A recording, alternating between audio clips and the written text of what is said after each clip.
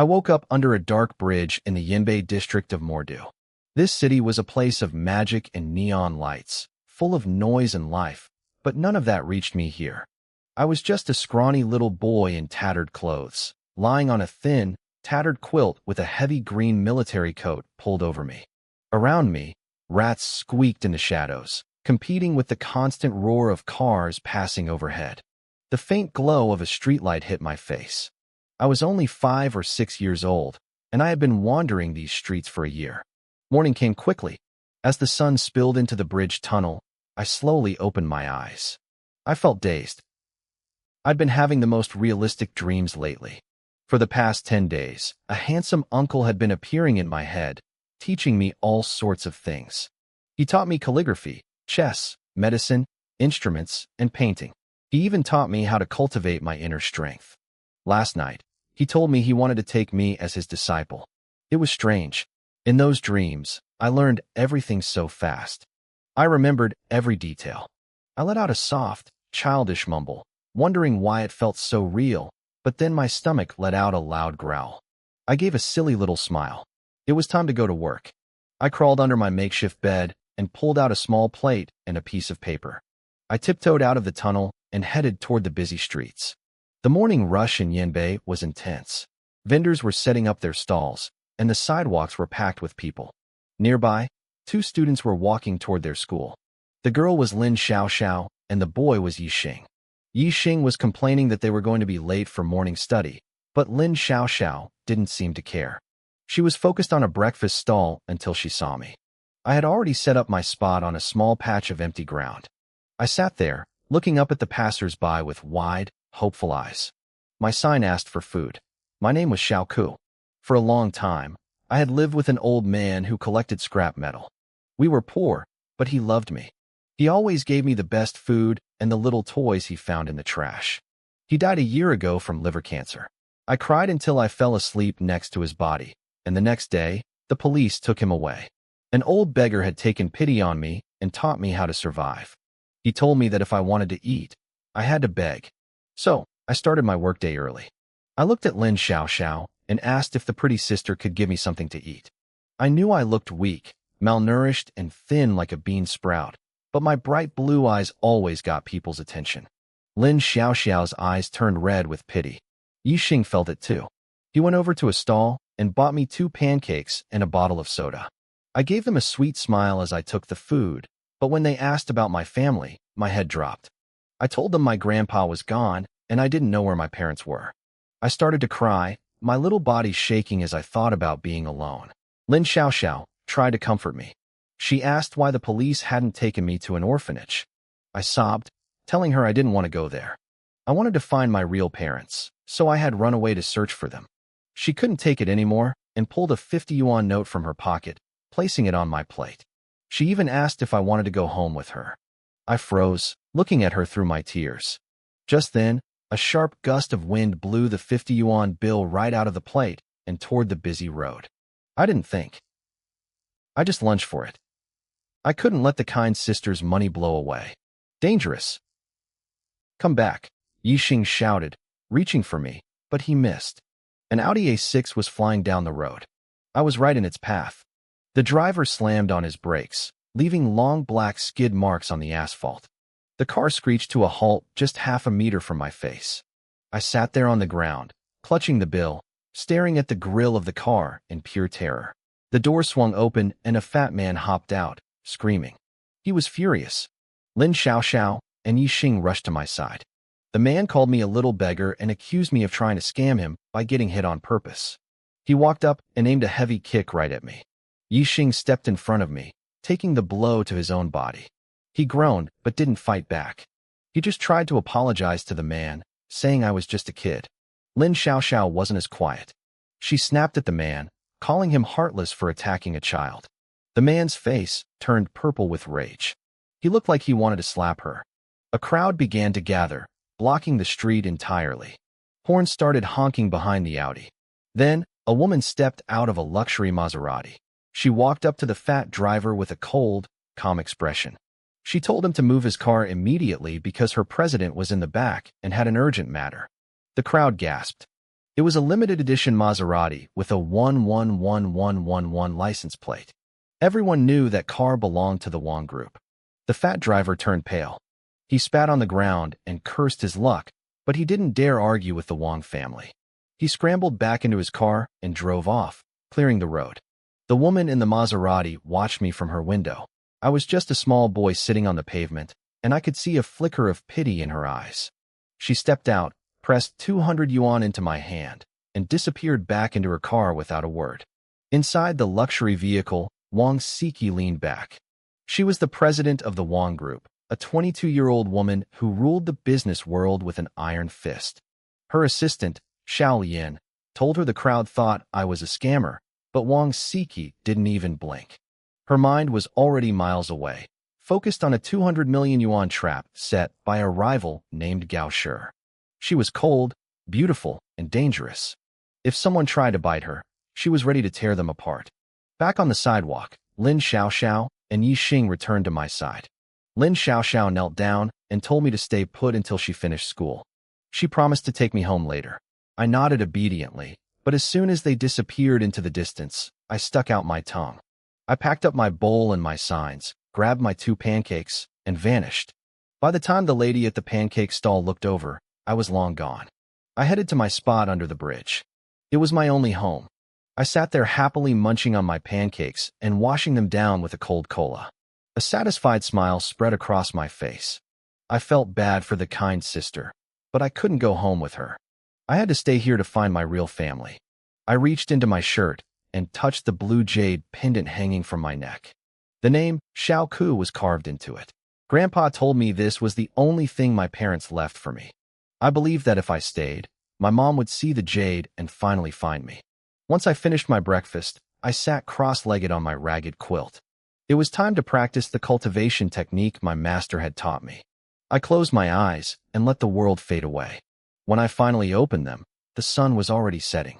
I had been meditating all day. I stood up and stretched, feeling incredibly light.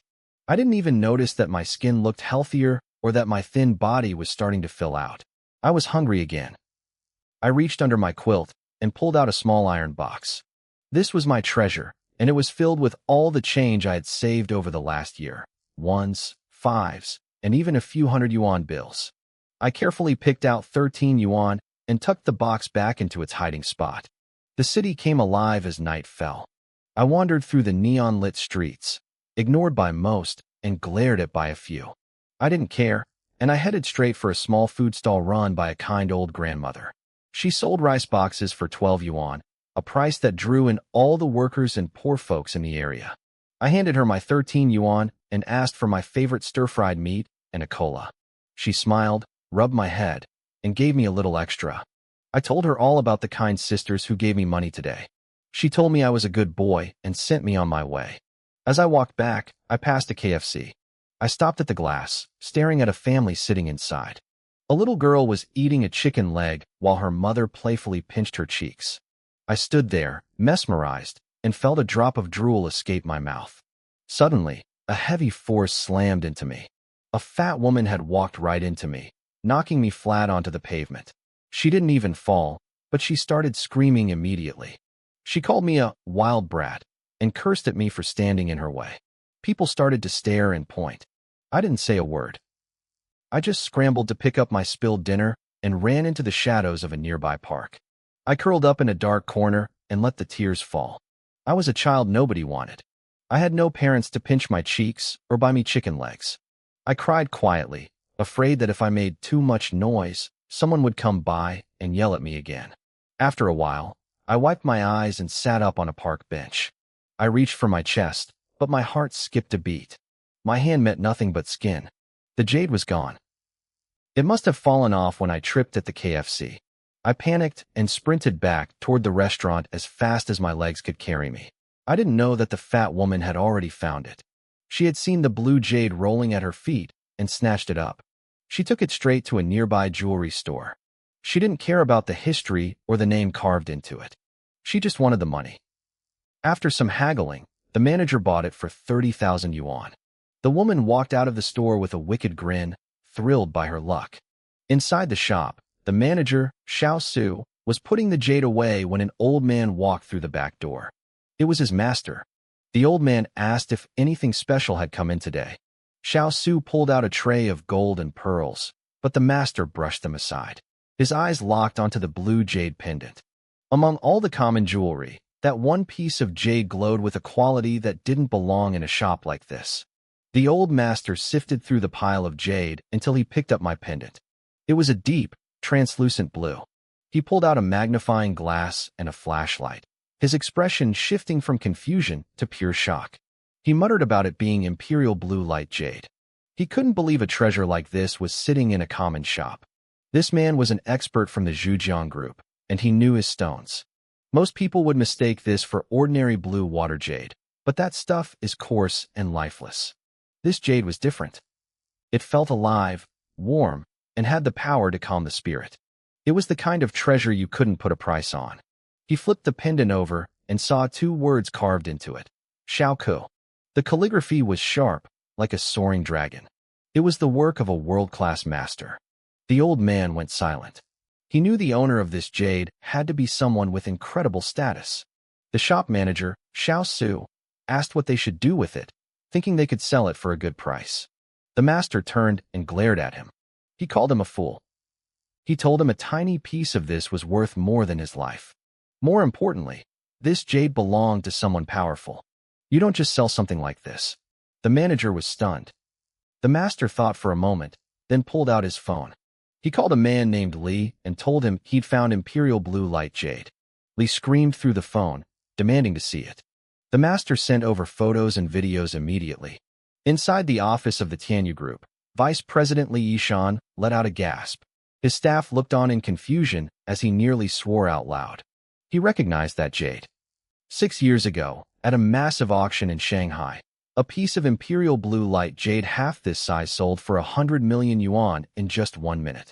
The Wang family had bought it for their unborn grandson. Everyone knew the story. 5 years ago, the young master of the Wang family disappeared, and the jade went with him. Now, years later, it had resurfaced. Li Yishan didn't waste a second. He started making calls, pushing the news higher and higher up the chain. Meanwhile, at a high-stakes board meeting for the Gao Group, Wang Siki was facing off against Gao Jejun. She was cold and composed, telling him his offer lacked sincerity and there was no need for a partnership. Then, her assistant, Xiao Lian, hurried in and whispered in her ear. Wang Siki bolted upright. She ignored Mr. Gao completely and walked out of the room. Once she was in the hallway, she took the call from the shopmaster. He told her the jade carved with Xiao Ku had appeared in a jewelry store in the Yanbei district. Her hand trembled as she held the phone. Her icy eyes softened, filled with excitement and hope. She opened the email and stared at the photos and videos of my pendant over and over again. She immediately issued an order. Every branch of the Wang Group was to head to Yanbei. They were looking for a 6-year-old boy who owned that jade. She demanded the shop's security footage and told her team to coordinate with the police to check every camera in the district. Xiao Lian rushed to carry out the orders. Wang Siki tried to calm her heart and shared the photo in a group chat with her sisters. The chat exploded instantly. As she sat in her car, she rubbed her temples, feeling a desperate anxiety. That night, the city of Shanghai came alive. Groups of people, employees, doctors, teachers, and even the military, began searching the streets, alleys, and parks. Police cars raced through the lanes. Missing person flyers were plastered everywhere. People on the street wondered if something terrible had happened until they saw the reward. 20,000 yuan for a lead. 200,000 for the person who found the boy. The whole city went into a frenzy. It was going to be a long night for everyone. I knew nothing about the chaos. I was lying on a tattered quilt under a bridge, staring blankly at the cold stone above me. My heart felt hollow. I had lost the only thing my parents left me. My dinner sat untouched in a box beside me as I finally closed my eyes and drifted off. Suddenly, I was in a world of gold. A handsome, solemn man sat cross-legged, floating in the air. It was my master. I was so happy to see him. Every time I came here to learn from him, I felt whole. I ran to him and cried, telling him how I lost my precious jade and how my parents would never find me now. He listened patiently and smiled. He reached out and pulled me toward him. He asked me if I wanted to change my life and stop being a beggar. I told him I did, but I didn't know how. He told me the answer was to practice and grow strong. He said I had great talent and needed to master the skills he taught me. Then, he told me he had to leave for a while. Before I could ask why, he pressed his finger to my forehead. A flood of knowledge rushed into my brain. My body moved on its own, sitting cross-legged as I absorbed it all. He told me not to disappoint him the next time we met. The sound of car horns woke me up the next morning. A gentle breeze brushed past me and vanished into the sky. I stretched and sat up, feeling strangely good. My body felt powerful, and my mind was clearer than ever. I realized Master had given me the foundation of cultivation. I had entered the chi refining stage. Then, I smelled something awful. I looked down and saw a layer of black, foul-smelling grime covering my skin. I couldn't stand it. I ran to the nearby river, stripped off my rags, and jumped in. When I climbed out 10 minutes later, I noticed I looked different. My skin was fairer, and I had put on a bit of weight. I didn't look like a starving skeleton anymore. I felt amazing. I decided I wouldn't go out to beg today.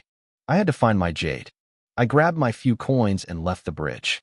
Just moments after I walked away, 2 men arrived with a stack of flyers. One asked if they really needed to post a flyer in a place like this. The other snapped at him, saying the boss told them not to miss a single spot.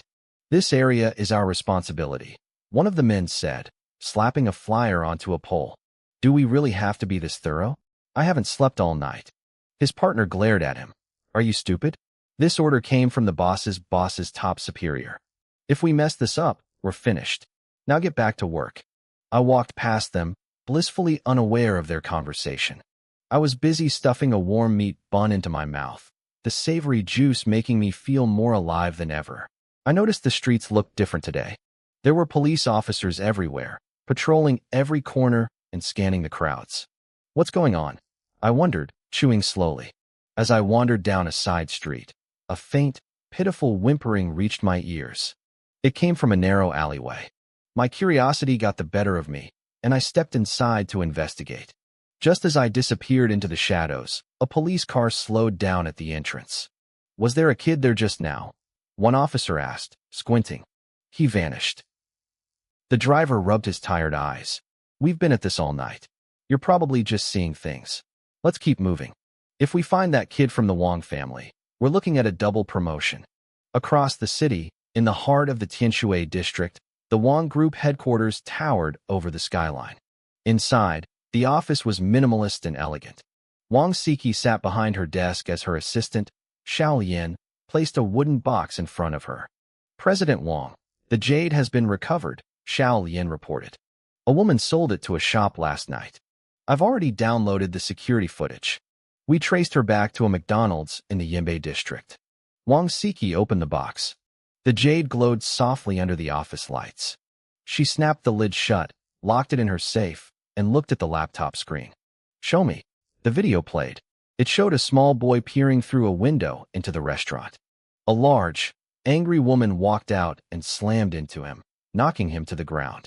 The jade tumbled from his pocket. "Stop," Wang Siki commanded. She stared at the screen. The boy looked about 5 or 6 years old. He was thin, dressed in rags, and looked like a gust of wind could knock him over. A cold, dangerous aura filled the room. "Find him," she said, her voice like ice. "Bring him to me. And as for that woman, make sure she never shows her face in this city again. No one treats my little brother like that." Xiao Lian nodded, feeling a chill run down her spine. She had never seen her boss this furious. "I'll have a sketch artist draw his portrait and send it to the search teams immediately. We'll flood the Yinbei district." "No need." Wang Siki stood up, grabbing her coat. "I'm going there myself." Back in the alley, I found the source of the noise.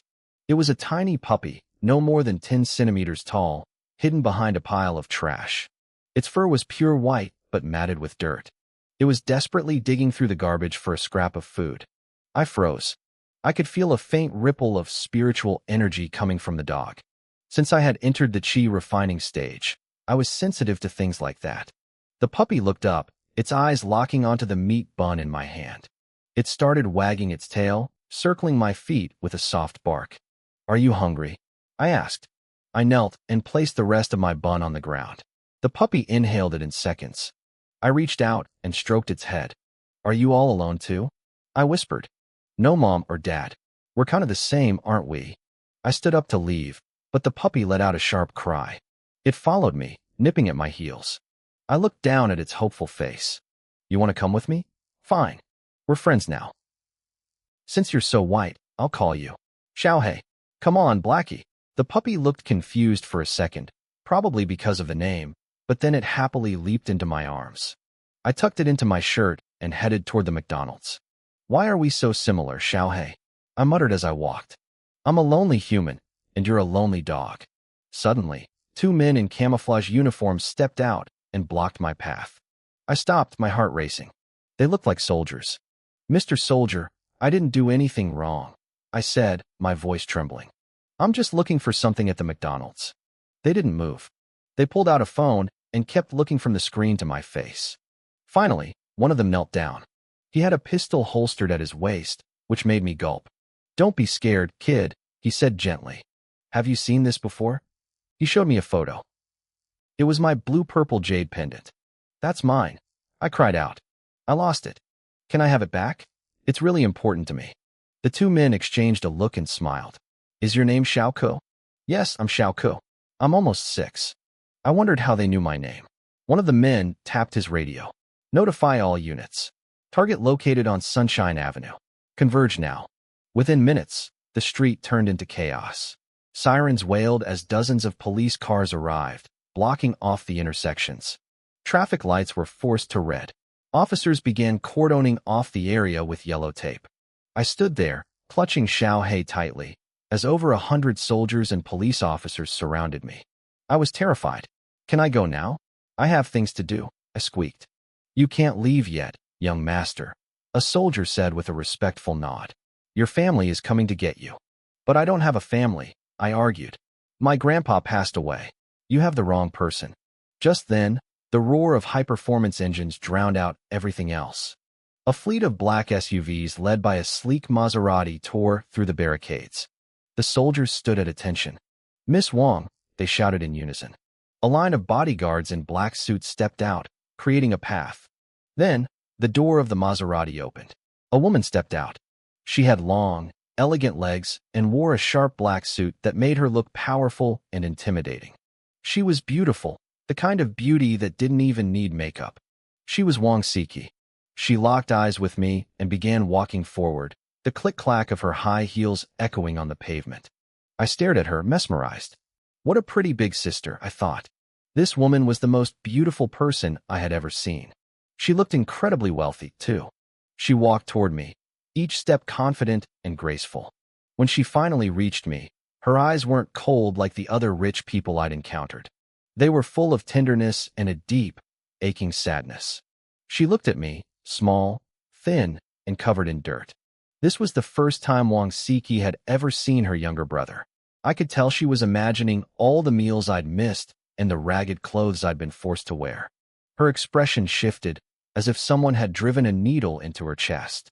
Her nose reddened, and her eyes welled up with tears. Xiaoku, come here to sister, she said, crouching down. She forced a smile, though her eyes were misty. I took a step back, clutching Xiaohei. I don't have a sister. I don't know you.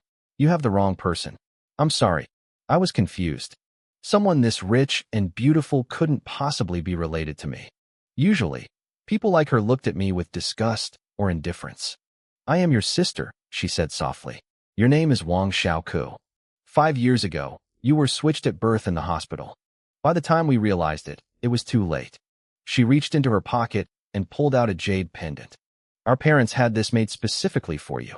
She leaned in and gently hung the pendant around my neck. I froze. Wang Xiaoku. I had a family. I had a beautiful sister. I was so stunned I couldn't speak. I looked at her kind face and realized she wasn't lying. But then, a wave of shame hit me. I looked down at my filthy clothes and messy hair. Would she hate me for being so dirty? Everyone can head out now, Wang Siki commanded.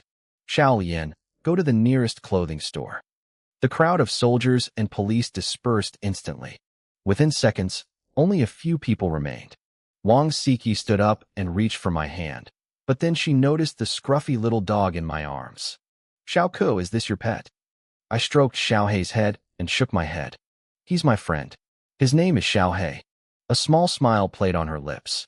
A white dog named Little Black. She seemed to think it was clever. Then come with sister. I want to take you somewhere. Is that okay? I nodded obediently. But when we reached the Maserati, I hesitated. The car was so shiny and expensive. It's so fancy, I whispered. What if I get it dirty? She saw right through my fear. She took my hand and pulled me inside. Don't be afraid, brother. I would never be disgusted by you. You're my little treasure. She gently pinched my cheek. Up in the driver's seat, Xiao Yin looked shocked. I didn't know it then, but Wang Siki was a total germaphobe. She usually screamed if there was a speck of dust in her office. Yet here she was, touching a dirty kid and letting a stray dog onto her leather seats. As the motorcade sped down Yinbei Avenue, everyone on the sidewalk stopped to stare. I heard people whispering about the cars. They pointed at the Rolls-Royce Cullinan worth $7 million and the lead Maserati, a limited edition worth over $10 million. They knew exactly who she was, the beautiful CEO of the Wang family. Inside the car, I felt like I was sitting on needles. I was happy, but I was also incredibly nervous. I didn't know what to say.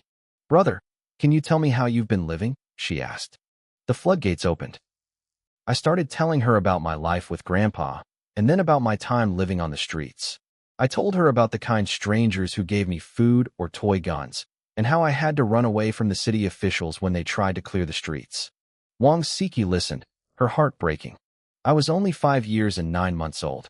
Other kids my age were playing with toys and being pampered, while I had been learning how to survive. The car eventually pulled up to a high-end clothing store. We walked in, and a sharp-eyed saleswoman immediately rushed over. She ignored me and focused entirely on Wang Siki, seeing her as a golden goose who would help her hit her monthly commission. Get some clothes for my brother, Wang Siki said. The saleswoman looked at me, her face twisting in confusion. A filthy, ragged boy? This was the CEO's brother? She hesitated, her eyes filled with judgment. What are you looking at? Wang Siki's voice turned icy. Do you not want to work here anymore? Get someone else to help us. The woman froze as we walked right past her. A younger salesgirl took over, leading us to the children's section. She started to explain the latest trends, but my sister cut her off. This one, that one, those 2 sets, that entire row, and that row over there. Wrap them all up. The girl stood there, mouth agape. Sister, I pulled on her sleeve. I can't wear that many clothes. I only need 1 set. Wang Siki rubbed my head affectionately. Sister has plenty of money. I could buy you 10,000 sets. Just swipe the card. The young salesgirl was ecstatic. This one sale moved her from the bottom of the leaderboard to number 1. She quickly rang everything up, 20 outfits totaling over 32,000 yuan. As we left, the first saleswoman watched us with pure jealousy. She had just lost a massive commission because she couldn't hide her contempt for a dirty kid. Next, we went to a luxury bathhouse. My sister ordered her bodyguards to give me a proper hot bath and a haircut while she held a video conference in a private VIP room. When the door finally opened again, I walked in with the guards. I felt like a different person. My skin was fair and smooth, and I smelled like fresh milk. My hair was neat, and my new clothes were perfect. I knew my cultivation had helped. The spiritual energy had flushed the toxins out of my body, making me look healthier and more handsome than ever. What a transformation! Xiao Yin gasped. The young master is so handsome. Then she looked at the 3 bodyguards, who were all dripping with sweat. What happened to you 3? Did you jump in the tub too? The guards looked at each other, exhausted. They claimed the steam was just too much, but the truth was different. Scrubbing 5 years of street grime off a 40-pound kid was harder than running a marathon. They had literally scrubbed a pound of dirt off me. They dropped me off and hurried downstairs, looking like they'd just survived a war. I walked into the room, hopping and skipping. I felt light, clean, and full of energy. My sister, Wang Siki, was in the middle of a serious video conference with her top executives. The moment she saw my fresh, clean face, a soft smile spread across her lips. The managers on the screen were stunned. They had never seen their Ice Queen CEO smile like that. Some probably thought she had finally fallen in love. She didn't care.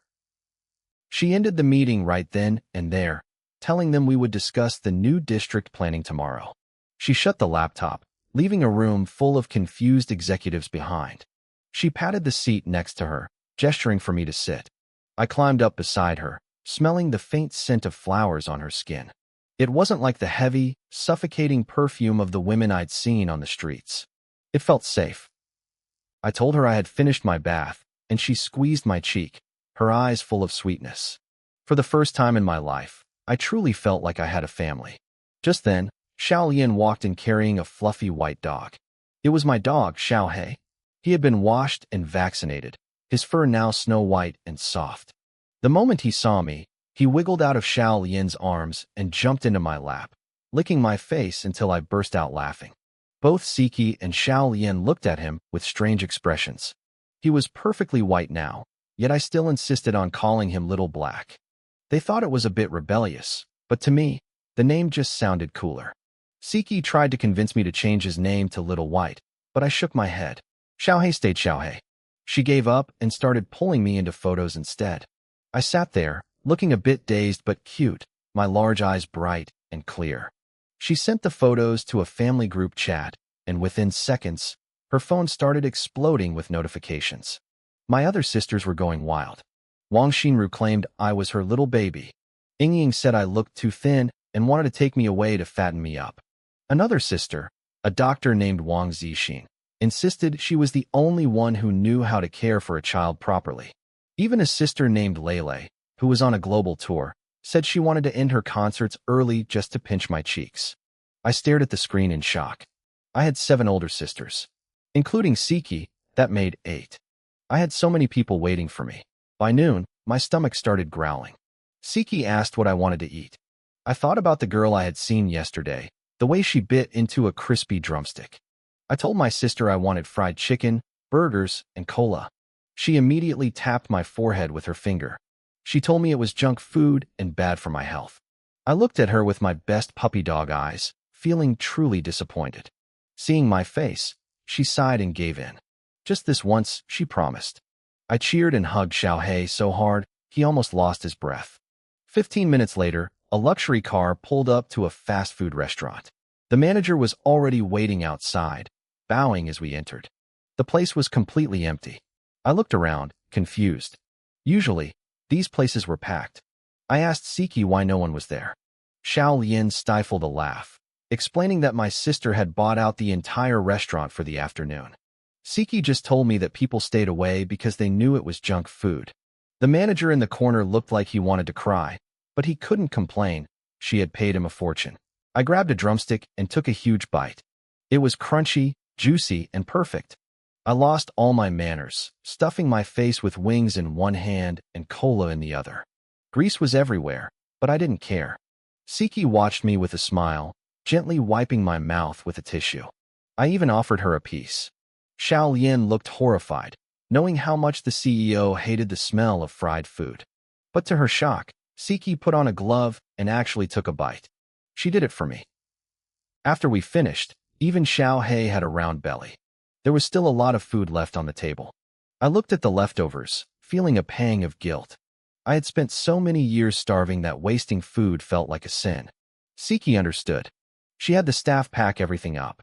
As we got back into the car, I told her there was one more thing I needed to do. I needed to go back to where I had been living to get my belongings. Xiao Lian drove us deep into the suburbs, following my directions through winding paths until we reached a small, crumbling stone bridge. It wasn't even 20 meters long, but for a long time, it was the only home I had. The traffic was thin as we pulled up to a spot that looked like nowhere. I led Siki and Xiao Lian out of the car. They both looked around, confused. There were no houses here, just empty space and the road. Siki frowned, her eyes searching the desolate landscape. She asked me where exactly I lived. She looked at the bridge, seeing nothing but a sidewalk and a lane for cars. I didn't say a word. I just beckoned her to follow me. I ran to the edge of the bridge where a set of stone stairs led straight down toward the river below. The steps were treacherous. Years of rain and neglect had worn them down until they were slick and rounded. One wrong step at night, and you'd tumble straight into the dark water. Siki carefully navigated the descent in her high heels, with Xiao Lian right behind her, looking nervous. When we reached the hollow space under the bridge, I ran ahead to a familiar pile of rags. I reached under a tattered, filthy quilt and started feeling around. Siki stood frozen. I could see the shock on her face. My home was nothing more than a moldy blanket and a few scraps of ruined clothing scattered on the dirt. Her eyes welled up with tears, and her face went pale with rage. I knew she was thinking about whoever had caused me to end up here. She looked like she wanted to make them pay in blood. I didn't notice her anger. I turned around with a wide grin, clutching a small, rusted iron box in my arms. I told her I was ready to go. Siki blinked back her tears and walked over, curious about what I was holding so tightly. I carefully pried the lid open. Inside was a mess of crumpled small bills and loose change. Xiaolian glanced at it and estimated there was maybe 400 yuan in total. I looked up at my sister like a conquering general showing off his spoils of war. I was so proud of that money. Siki's voice trembled as she pulled me into a tight hug. She told me I was amazing. She promised me, right then and there, that I would never have to suffer again. We gathered the box, and the three of us, along with Xiaohei, left that bridge for the last time. Only the abandoned quilt remained to show I had ever existed there. The Maserati sped away, and I pressed my face against the glass. The scenery began to change as we left the Yinbei district. The buildings grew taller, shinier, and more crowded. 20 minutes later, we turned into a massive private estate. It was surrounded by lush greenery and flowers, with several high-end villas standing at the center. The car stopped right in front of the biggest one. My jaw dropped as I stepped out. I asked Siki if this was really our home. It was huge. Xiaohei barked excitedly in my arms as I took it all in. Siki smiled and took my hand, leading me toward the entrance. She told me the entire estate belonged to us. I couldn't believe it. In my head, I realized my sister wasn't just rich, she was a total powerhouse. As we entered, a woman in a clean uniform approached us. She was the housekeeper, Annie Lan. She had served the Wang family for over a decade and had seen Siki grow up. She looked at me with such warmth, her eyes shining. She welcomed us back and offered to have lunch prepared immediately. Siki told her we had already eaten and asked her to get a room ready for me. Auntie Lan looked like she was about to cry, thanking the heavens that the young master had finally returned home. The main hall was breathtaking. It was elegant and spacious, filled with high-end furniture and appliances that looked like art. Siki knelt down and cupped my face. She told me she had to get back to work for the Wang group, but promised to have someone stay with me. She called over a young maid to look after me, then headed upstairs to handle her business. The maid started showing me around, explaining where the entertainment area was and where guests were received. I kept Xiaohei tucked under my arm as we walked. We stopped in front of a massive TV embedded in the wall. I remembered seeing a 1-meter screen in a shop window once that cost 6,000 yuan. This one was 4 or 5 times bigger. I guessed it might cost 20,000. I had no idea it was actually a luxury model worth 120,000 yuan. The maid asked if I wanted to watch something. I nodded and sank into the soft sofa. I let Xiaohei down so he could explore. The maid pulled up thousands of cartoons, and after a moment of indecision, I picked Pleasant Goat and Big Wolf.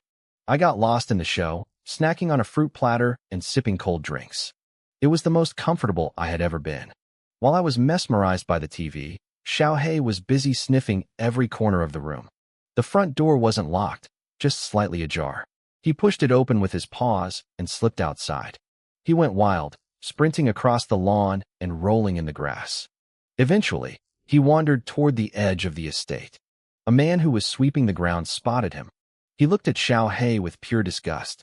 Xiaohei had started digging in the dirt, ruining a patch of the pristine lawn. The man chased after him, cursing, but Xiaohei was fast. Even with his short legs, the man couldn't catch him at first. The man grew furious, yelling that he'd skin the dog alive once he caught him.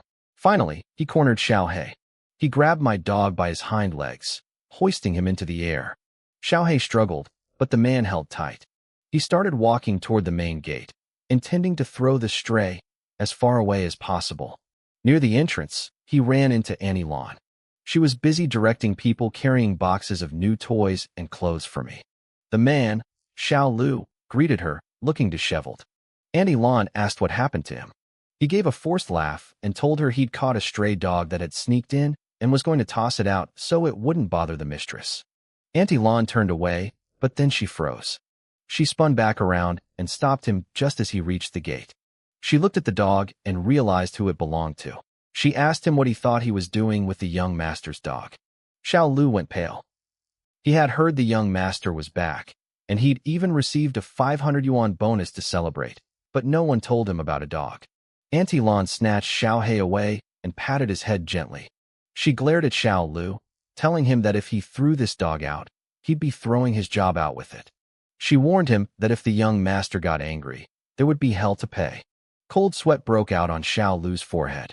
He realized he had almost lost his job.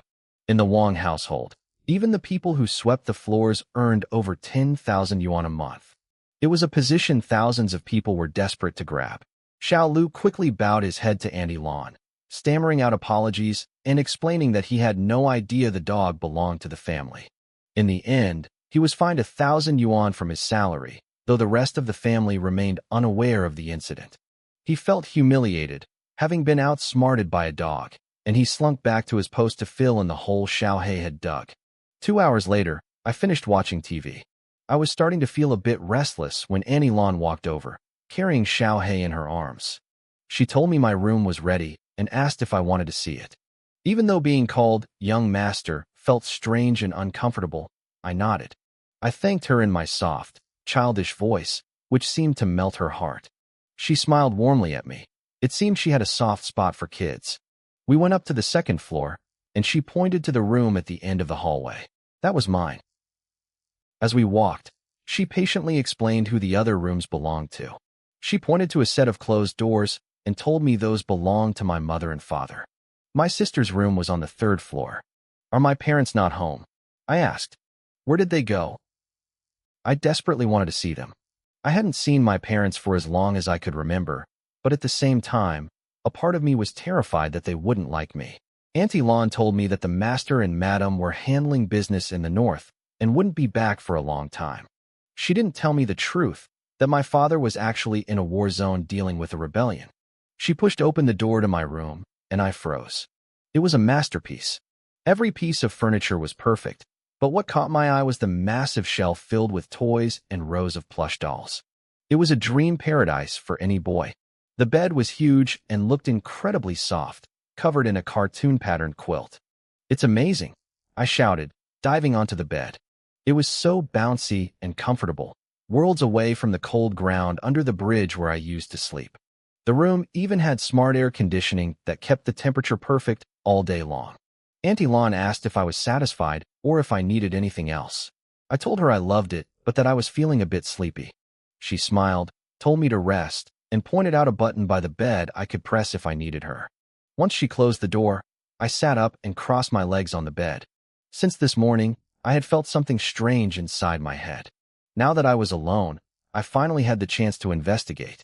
After entering the chi refining stage, my physical strength had increased, but I also gained the ability to enter my sea of consciousness. It's a mental space that ordinary people can't access. Mine was about 20 square meters. In the center, 6 glowing orbs and a silver ring floated in the air. My disciple, a voice echoed through the space. It was my master.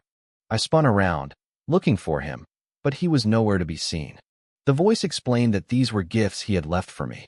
He told me to rest well, but warned me not to disappoint him. The 6 orbs could only be opened by injecting spiritual energy, and the ring had 9 layers of seals. He wanted me to forge my own path, so he wouldn't let me grow up entirely under his protection. His final warning was clear. I had to keep my true powers a secret. When the voice faded, I walked toward the glowing orbs. The silver ring seemed to have a mind of its own.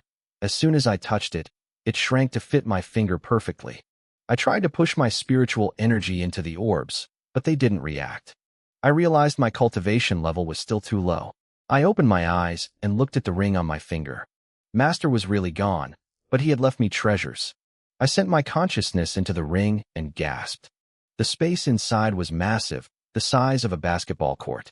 Since this was only the first seal, I couldn't imagine how big it would eventually be. Inside were dozens of small piles of items, and 3 more glowing orbs floated in the center. As soon as they sensed my presence, the 3 orbs flew into my forehead. A massive wave of information flooded my brain. I sat there for 10 minutes, absorbing it all. When I finally exhaled a breath of turbid air, I realized I had just learned 3 secret techniques: the Medical King's Scripture, the Heavenly Strategy, and a cultivation manual called the Chaos Heaven Melting Art. With these memories, I suddenly knew medicine, blacksmithing, and even fine arts. I felt like the most capable boy in the world. Since it was still early, I closed my eyes and began to cultivate. Spiritual energy rushed into my body, washing through my small frame before settling in my dantian. Time flew by. By the time I stopped, the sky was painted with a golden sunset. I felt refreshed, my energy at its peak. I hopped off the bed and sat at the desk. I picked up a pen and paper and began to write. Even though I had never gone to school, my master had used a secret method to pour the knowledge of reading and writing directly into my mind. I frowned at what I wrote. Cultivating normally was too slow. At this rate, it would take me 15 days just to reach the middle stage of chi refining. I remembered that I could use pills to speed things up, so I wrote down a recipe for a chi gathering pill. I had the herbs in my ring, but I needed a furnace to refine them. Where was I supposed to find a pill furnace in a place like this? A knock at the door interrupted my thoughts. It was Annie Lawn, telling me dinner was ready.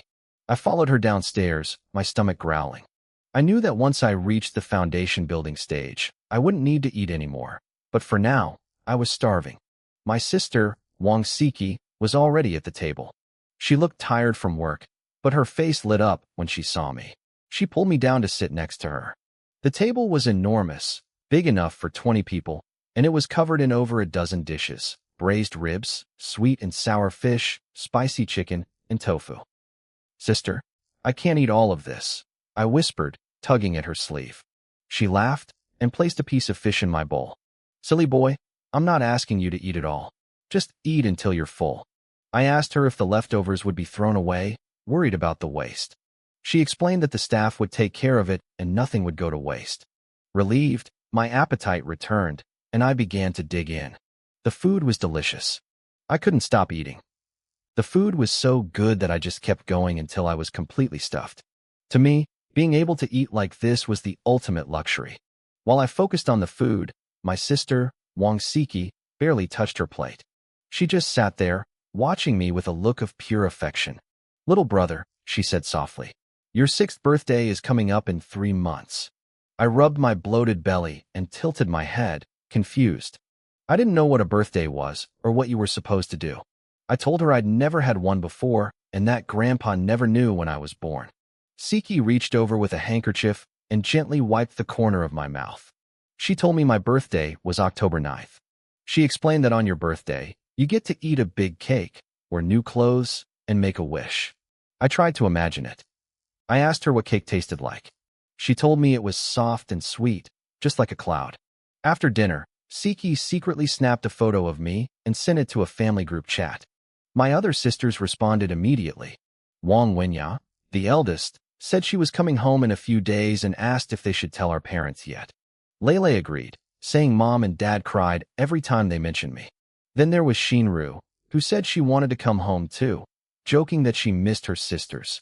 The Wenya teased her, saying she just wanted to see me. At that moment, in the backstage area of the Kyoto International Stadium, a beautiful girl in a white dress was staring at her phone, giggling. This was Wang Shinru. She was a superstar, a national treasure with more followers than anyone else in the industry. She looked like a princess from a fairy tale. It was the night of her fan meeting. As the host ramped up the crowd, tens of thousands of people screamed her name. Shinru walked onto the stage, thanked her fans, and sang a few songs. But at the end of the show, she made a shocking announcement. She told the crowd she was turning down a major Hollywood movie. The fans went wild, asking why. If she did this movie, she'd win every major international award. But Shinru just smiled and explained that her long-lost brother had finally come home. She wanted to spend time with him. The fans were stunned, but then they started cheering for her, telling her to go home and take care of her little brother-in-law. Meanwhile, in America, at the International Education Research Center, Wang Wenya was leading a meeting with world-renowned professors. She told them she was returning to China and would be taking a guest professor position at Kyoto University. A blonde professor was baffled, asking why she would settle for a school ranked 17th in the world when she could run any university in the States. Wenya just waved him off. She booked a flight for 7 days later. Back at the Wang estate, I went to check on my dog, Xiaohei. Auntie Lan had set up a massive doghouse for him in a corner of the yard. It was incredible, better than the shack I used to live in. It had a soft cushion and even a small air conditioner. After playing with him for a bit, Siki took me back to my room and went to take a shower. I couldn't stop thinking about refining pills. While she was busy, I grabbed my pill recipe and crept downstairs. Auntie Lan saw me and asked if I was hungry, but I told her I just wanted to see the kitchen. I was looking for something I could use instead of a furnace. The kitchen was huge, like a professional restaurant. I asked Auntie Lan how to use the rice cooker. She showed me how to put the food in, add water, and set the timer. I memorized everything. As soon as she walked away, I slipped back inside. I needed to make a chi-gathering pill tonight, or my cultivation would be way too slow. My plan was to use the rice cooker as a makeshift furnace. I was too short to reach the counter, so I dragged a stool over and climbed up. I laid the recipe out and pulled the herbs from my storage ring. Ginseng, dragon whiskers, withered wood seeds, spirit lingji, and tiger tail flowers. I added some pure water and tossed all 12 ingredients into the cooker. I set the timer and started the machine. I released a tiny bit of spiritual energy, sending it into the cooker to feel the herbs changing. Slowly, they melted into liquid. I had to separate the essence and fuse them together, which was incredibly hard since every herb had a different melting point. I stayed focused, my face serious as I guided the energy. 15 minutes passed. Suddenly, a deafening explosion rocked the kitchen. The sound was so loud the windows rattled. A group of maids rushed to the door, and Siki came running down the stairs in her pajamas, hair still wet. She had been looking for me and panicked when she heard the blast. She asked Auntie Lan if something had exploded. The kitchen was filled with thick, choking smoke. As the smoke began to clear, they saw a tiny figure standing in the middle of the mess. It was me. My face was covered in soot, my hair was singed yellow, and I was completely black from head to toe. I looked up at everyone and grinned, my teeth flashing white against my soot-covered face like a searchlight in the dark. It was incredibly awkward. Sister Chi. Auntie Lan. The rice cooker exploded. I explained, my voice small. Everyone stared at the kitchen counter. The rice cooker had literally blossomed open like a flower, and the lid was wedged high up on a storage shelf. It was a total wreck. Siki's lip twitched as she looked from the blackened machine to me. My brother really has a talent for cooking, doesn't he? Her voice turned a bit sharper, fueled by lingering fear. Why were you using the rice cooker? That's dangerous. You could have been seriously hurt. She rushed over to check me for injuries. To her, a broken kitchen was nothing, but a scratch on me was a disaster. I hung my head, playing the part of a guilty child perfectly. I just wanted to learn how to cook something for you, sister. I whispered. A wave of warmth softened Siki's expression. She couldn't stay mad when she thought I was doing it for her. The chaos ended quickly. Auntie Lan led the maids to scrub the kitchen, while Siki took me upstairs for another hot bath. Once I was in my pajamas and back in my room, I let out a breath and smirked. That was a close call. My master always told me that I could never let anyone know I was a cultivator. I had almost been caught red-handed. Meanwhile, downstairs, Auntie Lan was picking up a piece of paper from the kitchen floor. It was my pill recipe, though the ink was now smudged and stained with soot. Back in my room, I pulled the curtains tight and hopped onto the bed. Acting like a little thief, I reached into my storage ring and pulled out the pills I'd managed to save. When the pill had formed, the energy surge had been so violent it blew the cooker apart. Luckily, the medicine survived. I counted them. 4 round, glowing pills. But instead of being happy, I felt annoyed. The manual said 1 batch should yield 10 pills. I only got 4. I grumbled to myself, feeling like a failure. If any other alchemist heard me, they would have vomited blood from pure envy. I was a 5-year-old using a rice cooker for the first time, and I'd actually succeeded. I tucked 3 away and swallowed 1. It turned into a wave of heat that crashed into my stomach. I could feel the wild spiritual energy charging through my veins. I immediately sat cross-legged and began to guide the power, losing myself in cultivation for the rest of the night. When the sun began to peek through the curtains the next morning, I opened my eyes. I felt incredible. In just one night, my dantian was 20% full. At this rate, I'd break through to the middle stage of chi refining within a week. A knock came at the door. "Young master, it's time to wake up and wash your face," Auntie Lon called out. I slid into my little slippers and ran to the door. "Morning, Auntie Lon." She smiled down at me and helped me get ready. While I was brushing my teeth, I asked where my sister was. Auntie Lon told me she was already waiting downstairs for breakfast. When I got to the dining room, Siki was dressed in a sharp, black business suit. She looked cold, powerful, and every bit the CEO. "Brother, don't stay home today," she said, looking at me. "Come to the office with me." I nodded obediently. After saying goodbye to my dog, Xiaohei, we climbed into the car and headed to the Tianshui district. We pulled up in front of a massive skyscraper, the Wang Group headquarters. As Siki led me through the lobby, holding my hand, employees bowed left and right. "Good morning, President Wang," they echoed. Once we got into her private elevator, I couldn't help but ask, "Sister Chi, is this whole building yours?" She smiled, looking amused. "Actually, it's yours. You're the boss here." We reached the top floor and entered her massive office. Her assistant, Xiao Lian, followed us in. Siki looked at the mountain of paperwork on her desk and then turned to her assistant. "Xiao Lian, I need you to do 3 things today," Siki commanded. "First, get my brother's identification papers processed. Second, buy him a phone. Third, buy him more clothes." She paused, then added, "And remember to buy him that cake he wanted yesterday." Xiao Lian looked stunned. She was a top-tier executive secretary, and now she was being treated like a nanny. But she just nodded. "Yes, President Wang." Siki gave me a few more instructions and then sent me off with Xiao Lian. We headed to the garage, but we didn't take the flashy Maserati. Instead, we took a more modest Mercedes. Xiao Lian didn't like drawing too much attention when she was out on errands. I sat in the passenger seat, staring out the window at the city. "Young master, do you want some milk tea?" Xiao Lian asked. I nodded eagerly. She parked and ran into a shop, returning with 2 huge bags of snacks, fruit, and a beautiful little cake decorated like a pig.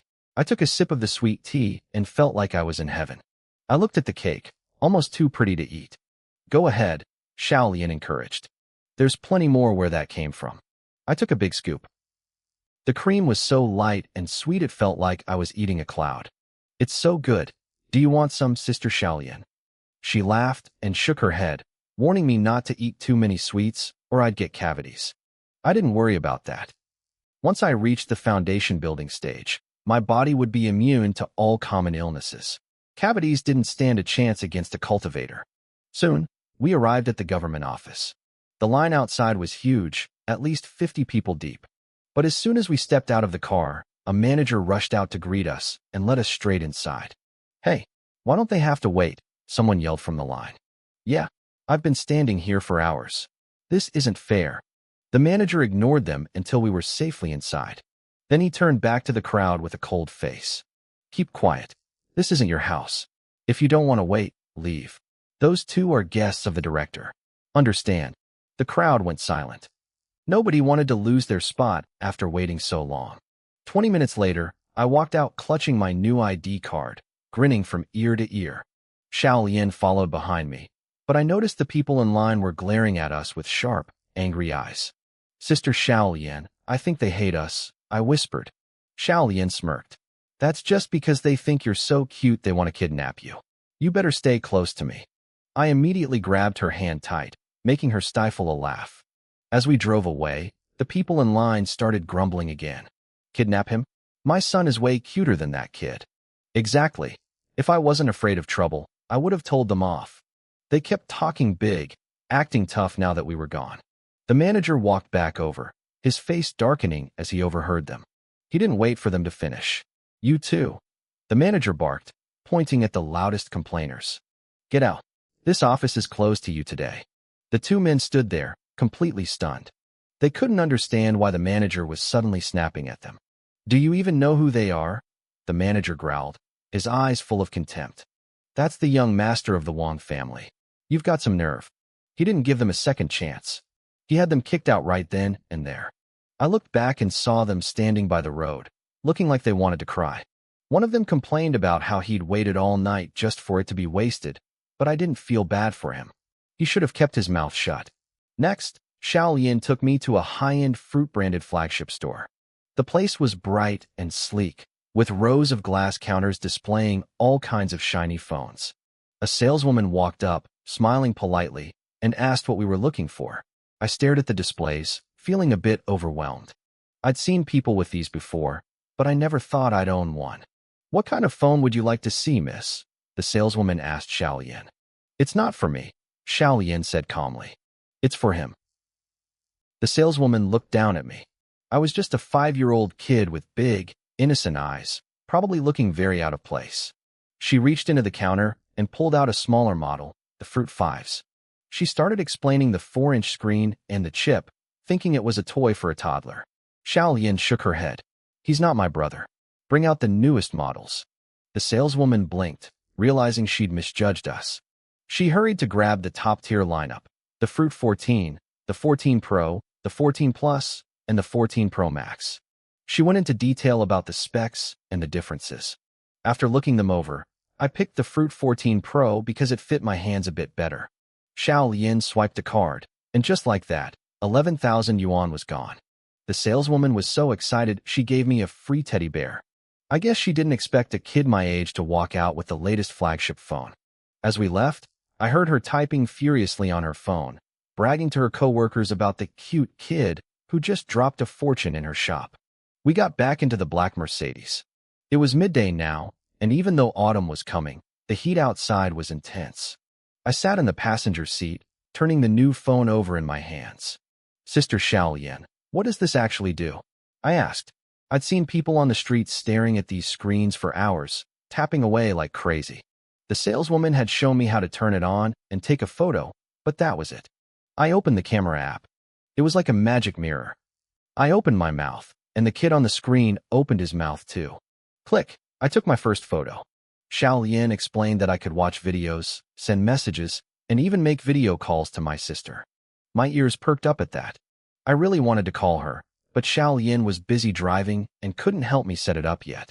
I leaned my head against the window, feeling a bit restless as I watched the city blur past. Since it was lunchtime, Xiaolian pulled the car over at a massive, upscale restaurant called Heaven on Earth. My stomach growled the moment I saw the sign. "Are you hungry, young master?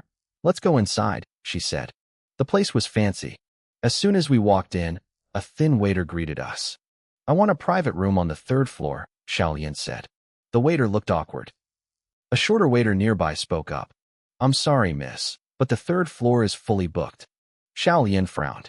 "Fine. Give us a room on the 2nd floor then." "I'm sorry," the man repeated. "The 2nd floor is booked too." I could see Xiaolian's temper rising. There were dozens of rooms in this place. There was no way they were all full. She didn't want me eating in the noisy main hall. It would be an insult to the Wang family's reputation. "Get your manager," she said, her voice turning cold. My patience is limited. Realizing she wasn't someone to mess with, one of them ran to the back. A moment later, a middle-aged man with a greasy, sweating face hurried toward us. When he saw Xiaolian, his face went pale. "Miss Xiaolian, I'm so sorry. I didn't realize it was you," the manager stammered. Everyone in the business world knew who she was. She was the right-hand woman to Wang Siki, the 22-year-old CEO who dominated the local economy. The manager listened to the waiter's explanation and then slammed his hand on a table, scaring the life out of them. "You idiots. Do you know who this is? This is our most honored guest. Do you want to lose your jobs?" He turned back to Xiaolian with a desperate smile. "Please, follow me." The poor waiter was confused. The manager had been the one who told them to say the floors were closed, but now he was taking all the heat. He led us to room 301 on the 3rd floor and handed the menu to Xiaolian. "Young master, what do you want to eat?" "Pick anything," Xiaolian said, handing it to me. The waiter nearly choked. He had watched the manager grovel to this woman, and now she was calling a 5-year-old young master. He looked at me like I was an alien. I looked through the pictures and pointed at the cumin lamb. Xiao Yin added a few more signature dishes and sent the waiter away. The waiter's hands were shaking as he left. He couldn't stop staring at my phone. He'd been working at the restaurant just to save up for a Fruit 14 Pro, and here I was, a kid, playing with one like it was a cheap toy. While we waited for the food, Xiao Yin moved her chair closer to mine. She had already set up a SIM card using my ID. She patiently showed me how to use the apps. She helped me register a WeChat account and added herself first. Then she added my sister, Wang Siki. Across town in her office, Wang Siki's phone buzzed. She looked down and saw a friend request from me. A small, rare smile touched her lips. Xiao Yin is doing a good job, she murmured as she hit accept. Back at the table, Xiao Yin showed me the buttons. This one is for voice calls, and this one is for video. I understood immediately. I tapped the video call button for my sister. Ding ding. The call connected. There she was, looking back at me through the screen. I beamed at her, and she started asking me 100 questions. If I liked the phone, if I was eating well, if I was happy. For the first time in my life, I felt like I finally belonged to someone. Xiao Yin sat beside me, but she didn't get a chance to speak. The heavy door to our private suite swung open with a bang. A group of people crowded into the room, looking confused. Wait, why are there people in here? A woman asked, peering at us. Yeah, didn't Guoqiang book the whole floor? Another added. A man in a blue suit pushed through the crowd. He was stocky with a face that looked like it was permanently stuck in a scowl. He looked at us like we were bugs. I've already booked the 3rd floor, he said, his voice booming with forced authority. Go eat downstairs. Xiao Yin didn't even look up from her phone. She waited a few seconds before giving a cold, dry response. There are plenty of suites on this floor. Taking one shouldn't be a problem for you. If you can't find space, feel free to eat in the lobby on the 1st floor. The man's face turned purple. I am a director at Hailong Group. Do you have any idea what happens when you cross me? I'm in a good mood because of my daughter's graduation party, so leave now before I lose my patience. Xiao Yin finally looked him in the eye. Hailong Group? Sounds very impressive. I suppose you think you own all of East Sea City. I realized I was still on the video call. My sister, Wang Siki, had heard everything. Her face on the screen was like ice. I could see her knuckles turning white as she gripped her phone. Hailong Group, those nobodies dare to bully my people, she hissed. Then she looked at me, her expression softening instantly. Xiao Ku, give the phone to that uncle. Sister knows him. I want to have a quick chat. I believed her. I stood up and ran over to the scary man. Even though he was ugly and loud, I wanted to be polite because my sister said she knew him. I held the phone up high. Uncle, my sister wants to talk to you. Xiao Yin didn't stop me. She actually looked like she was enjoying the show. The man, Lu Guoqiang, took the phone casually. The moment he saw the face on the screen, he froze. It was like he had been turned to stone. The cold aura coming from Wang Siki seemed to travel right through the glass and hit him in the chest. W. Wang. Director Wang, he stammered, his voice cracking. Good afternoon. How is your health lately? I didn't know. He was falling apart. Facing the eldest daughter of the Wang family, the most powerful family in the city, he looked like he wanted to crawl into a hole. Are you one of Zhao Mo's people from Hailong? My sister asked coldly. Lu Guoqiang was trembling now. If Wang Siki wanted to, she could make sure he never worked in this city again. Yes. Director Wang, I am so sorry. I was just impatient. Please don't lower yourself to deal with a small person like me. He started bowing to the tiny phone screen, his face covered in a greasy sweat. I'll take everyone and leave right now. I won't disturb your meal for another second. We're leaving. We're rolling out right now. The call ended. Lu Guoqiang let out a breath so long I thought he might collapse. His shirt was soaked through with sweat. He handed the phone back to me with trembling hands, a stiff, terrified smile plastered on his face. I'm sorry, little master. I was confused. Please, stay and eat. I'll pay for your entire bill on my way out. Xiao Yin let out a sharp, mocking laugh. No need. Lu Guoqiang didn't argue. He scrambled out of the room, ushering his confused relatives away as fast as he could. Outside in the hallway, I heard one of the younger guys complain. Uncle Chong, who was that? Why are we leaving? Let's just call the manager and kick them out. Slap. The sound of the hit echoed into our room. Are you trying to kill me? Lu Guoqiang roared. That was the Wong family. The East Sea Wongs. We're lucky we got out of there with our lives. And you're talking about calling the manager? The group went silent. The name, Wong family, carried too much weight. Their party was ruined, and they hurried downstairs like defeated dogs. Down in the lobby, the hotel manager, a fat man named Manager Du, saw them leaving and hurried over. "Oh, Brother Lu, you're leaving so soon? I didn't even get to greet you." Lu Guiqiang was fuming. He grabbed the manager by the collar. "Manager Du, Director Wong's people were in my suite, and you didn't say a word? I almost lost my entire career today." He shoved the manager aside and stormed out. Manager Du stood there, stunned. He had been flirting with a new waitress and completely forgot to check the VIP bookings. Now he had lost a massive bill and offended a regular. He was in deep trouble with his boss. Back in the suite, I finished my meal until my stomach was round. That cumin lamb was amazing.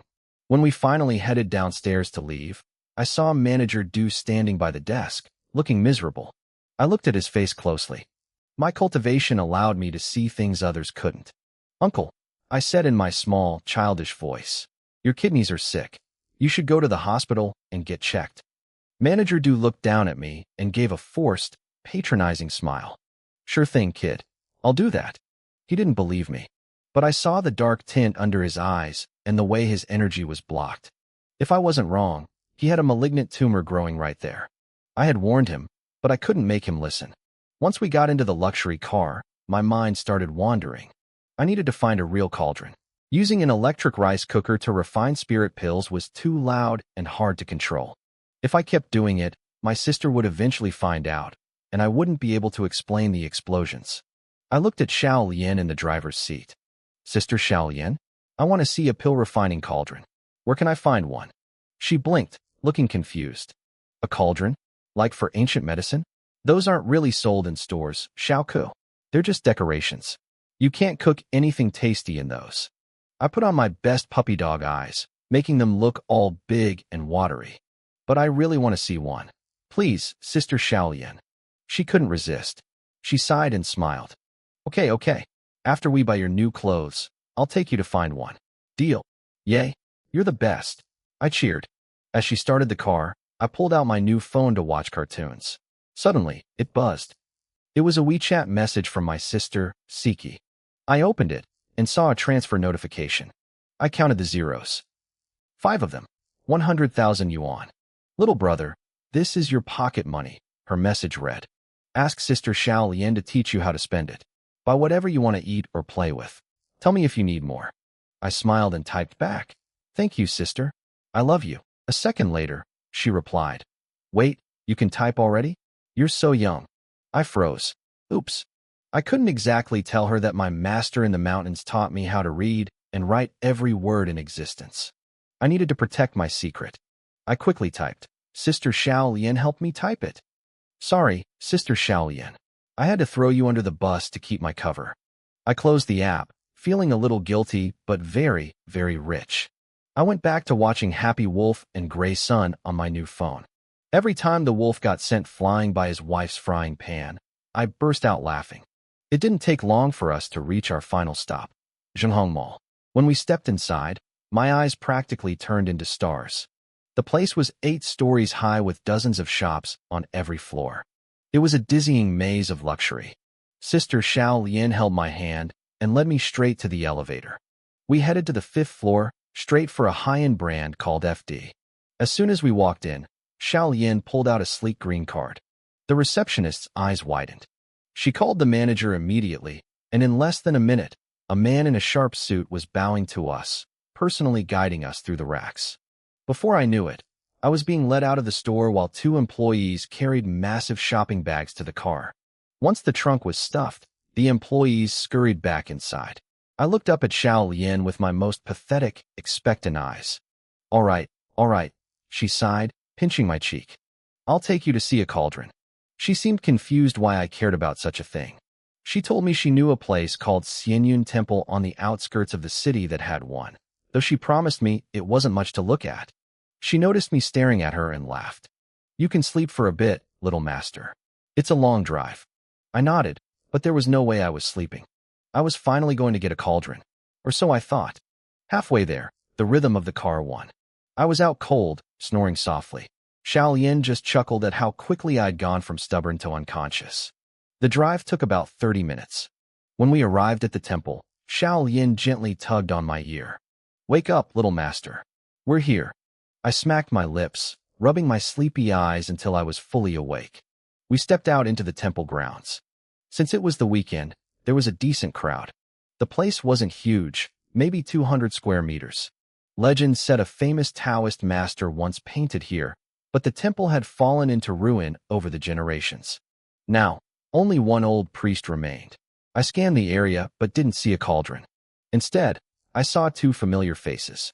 "Kind sister, big brother," I shouted, running toward them. They turned around, looking puzzled. "Wait, who are you?" Lin Xiaoxiao asked, squinting at me. "It's me, Xiao Ku. Don't you remember me?" I gave her a huge grin. She slapped her forehead in realization. "Xiao Ku, you look so different." I couldn't blame her. A few days ago, I was a starving, filthy street kid. Now, my skin was clear, I was wearing trendy clothes, and I'd actually put on some healthy weight. I looked like a completely different person. "I've been looking everywhere for you," she said, giving my head a playful knock. "Where did you go?" I stuck my tongue out. "I found my big sister. I'm living at home now." I introduced her to Xiao Yan, and I could see the relief on Xiao Xiao's face. She realized I was finally safe. We chatted for a while, and I learned they were only there to pray for Xiao Xiao's mother, who was fighting stomach cancer. Before they left, I pulled out my brand new iPhone 14 Pro to add her on WeChat. I saw both of them flinch slightly at the expensive phone. They definitely realized my family was rich now. After they walked away, I noticed Xiao Xiao looked worried, but I had business to attend to. I followed Xiao Lian into the main hall. There, tucked away in a dusty corner, was the cauldron. It was yellowish black, about a meter tall, and looked incredibly heavy. In the center of the hall sat an old priest with shifty, rat-like eyes. He looked like he was napping. I inspected the cauldron. It wasn't even yellow rank quality, but for my current level, it was perfect. "Little friend," the old priest said without opening his eyes. "You aren't planning to steal my cauldron, are you?" Actually, I was. I looked at his frail frame and wondered if I should just knock him out and take it. It was a dark thought, but I really needed that pot. Xiao Lian stepped up. "See? It's just an old pot. It's useless." "I want it," I said, wrapping my arms around the heavy metal. "I love it. If we don't take it, I'm not leaving." I went full brat mode, refusing to let go. Xiao Lian rubbed her temples. Other kids threw tantrums over toy cars, but her young master was throwing a fit over a rusty antique. She sighed and turned to the priest. "Sir, is this for sale? Name a price. We won't lowball you." The old priest didn't speak. He just held up one finger. 100,000 yuan, Xiaolian asked. The priest's eyes snapped open, gleaming with greed. He had been thinking 10,000, but he wasn't about to correct her. Since the boy has a spiritual connection to my ancestors' cauldron, fine. 100,000 for the sake of karma. I saw that sneaky glint in his eyes. He was scamming us. Sister Xiaolian, it's too expensive, I said, suddenly letting go. I don't want it anymore. Xiaolian saw right through the priest too. She nodded and turned to lead me out. The priest panicked. The big fish was swimming away. Wait, he scrambled to his feet. Fate is flexible. We can discuss the price. I looked back, my face blank. 3,000 yuan. Take it or leave it. The priest choked. The drop from 100,000 to 3,000 was brutal. 50,000. Just take it for 50. 4,000. Not a cent more. 40,000. It's an heirloom. 5,000. If you say no, we're gone. 35,000. Final offer. 6,000. Xiaolian stood there, jaw dropped, watching a 5-year-old haggle like an old lady at a wet market. 8,800. The priest wailed, looking like he was about to cry. Fine. Just take the damn thing. Take it and get out, the old priest snapped. He was huffing, his beard twitching with rage. In his head, he was probably cursing me 1,000 times over. Xiaolian looked at me, her expression a mix of shock and confusion. I looked completely innocent, but she knew what just happened wasn't normal. After she paid the 8,800 yuan, she called some workers to haul the heavy bronze cauldron back to the Wang family estate. We left the temple and drove back to the Wang group headquarters. We took the private elevator straight to the top floor. Xiao Lian looked relieved. She had finally finished her mission. My sister, Wang Siki, was still downstairs in a meeting. I didn't want to bother her, and Xiao Lian had other work to finish. She told me to stay put and not wander off before she headed back down. The CEO's office felt huge and empty. I didn't know what to do with myself. I watched a few videos on my phone, but I got bored fast. I started wandering around the room. On a high shelf, I spotted some brushes and rice paper. I figured I'd practice some calligraphy to pass the time. The shelf was high, maybe 2 meters up. I was only about a meter tall. I walked over, gathered my strength, and leaped. It was an easy jump. Ever since I reached the early stages of chi refinement, my physical strength was already beyond that of a grown man. I grabbed the supplies and hopped onto the desk chair. I spread the paper out and dipped the brush into the ink. What should I write? I thought back to the poems my master taught me. I've got it, I whispered to myself. I gripped the brush. My entire aura changed. My eyes grew sharp and focused. I moved the brush with fluid, decisive strokes. My hand flew across the paper. In less than 3 minutes, a poem was finished. This body rests in long sorrow and joy. Thoughts conflict in the deep of midnight. The green mountains are vast, where spirit is born. The white clouds are grand, as eyes return to dust. The characters were beautiful and bold. A sense of ancient power seemed to radiate from the ink. If you looked closely, every stroke carried a sense of weathered wisdom. I set it aside and grabbed a new sheet. I wanted to write one more. This time, I wrote a single couplet. Quiet greenery, flowers slowly bloom. Ask the bottom of the pool where the immortals dwell. The first poem felt heavy and sorrowful. This one was different. It was grand and sharp. Each stroke felt like a sheathed sword. Even without being drawn, it could shake a person's soul. I looked at my masterpieces and nodded. I decided to tape them both to the wall. Sister would probably like them. My master always said my calligraphy was excellent, and I felt pretty confident. By the time I finished, I was exhausted. I climbed onto the sofa and fell fast asleep.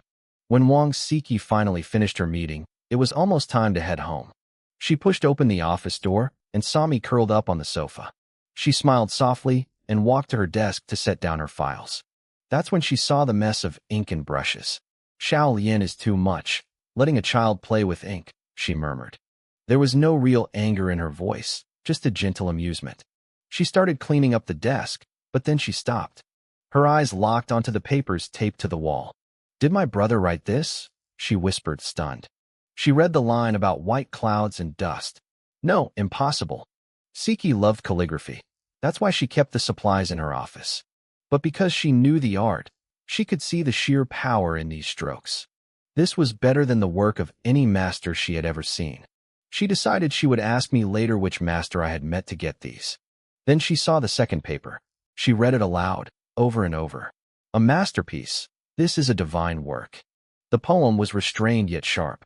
It was the kind of thing that would fetch a fortune at an auction. Her head was spinning. How did something like this end up in her office? She gently woke me up. Xiao Ku, she smiled, pointing to the wall. Who wrote these? I rubbed my eyes, still groggy. I did, I said naturally. She laughed and pinched my nose. She didn't believe me for a second.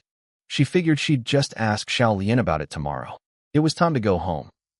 Back at the Wang estate, Auntie Lan was staring at the massive cauldron in the courtyard.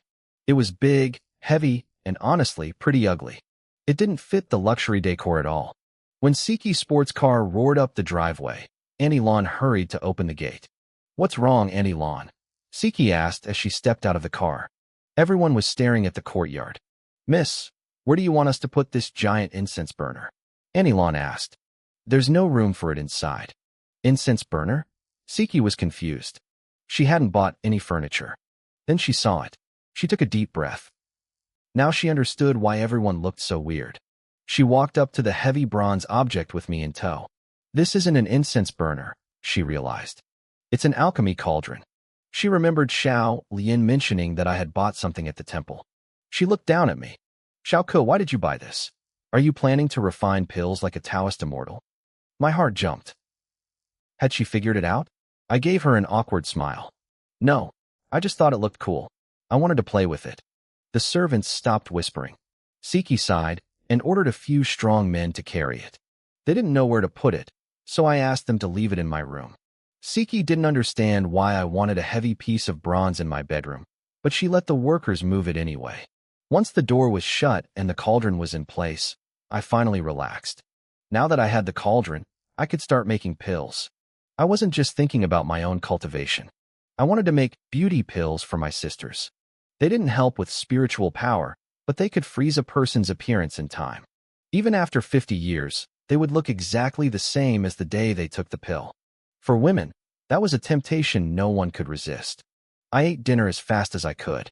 Siki noticed I was in a rush, but she didn't pry. After a quick bath, I locked my bedroom door. I looked at the yellowish-brown cauldron sitting in the corner and grinned. It was time to start.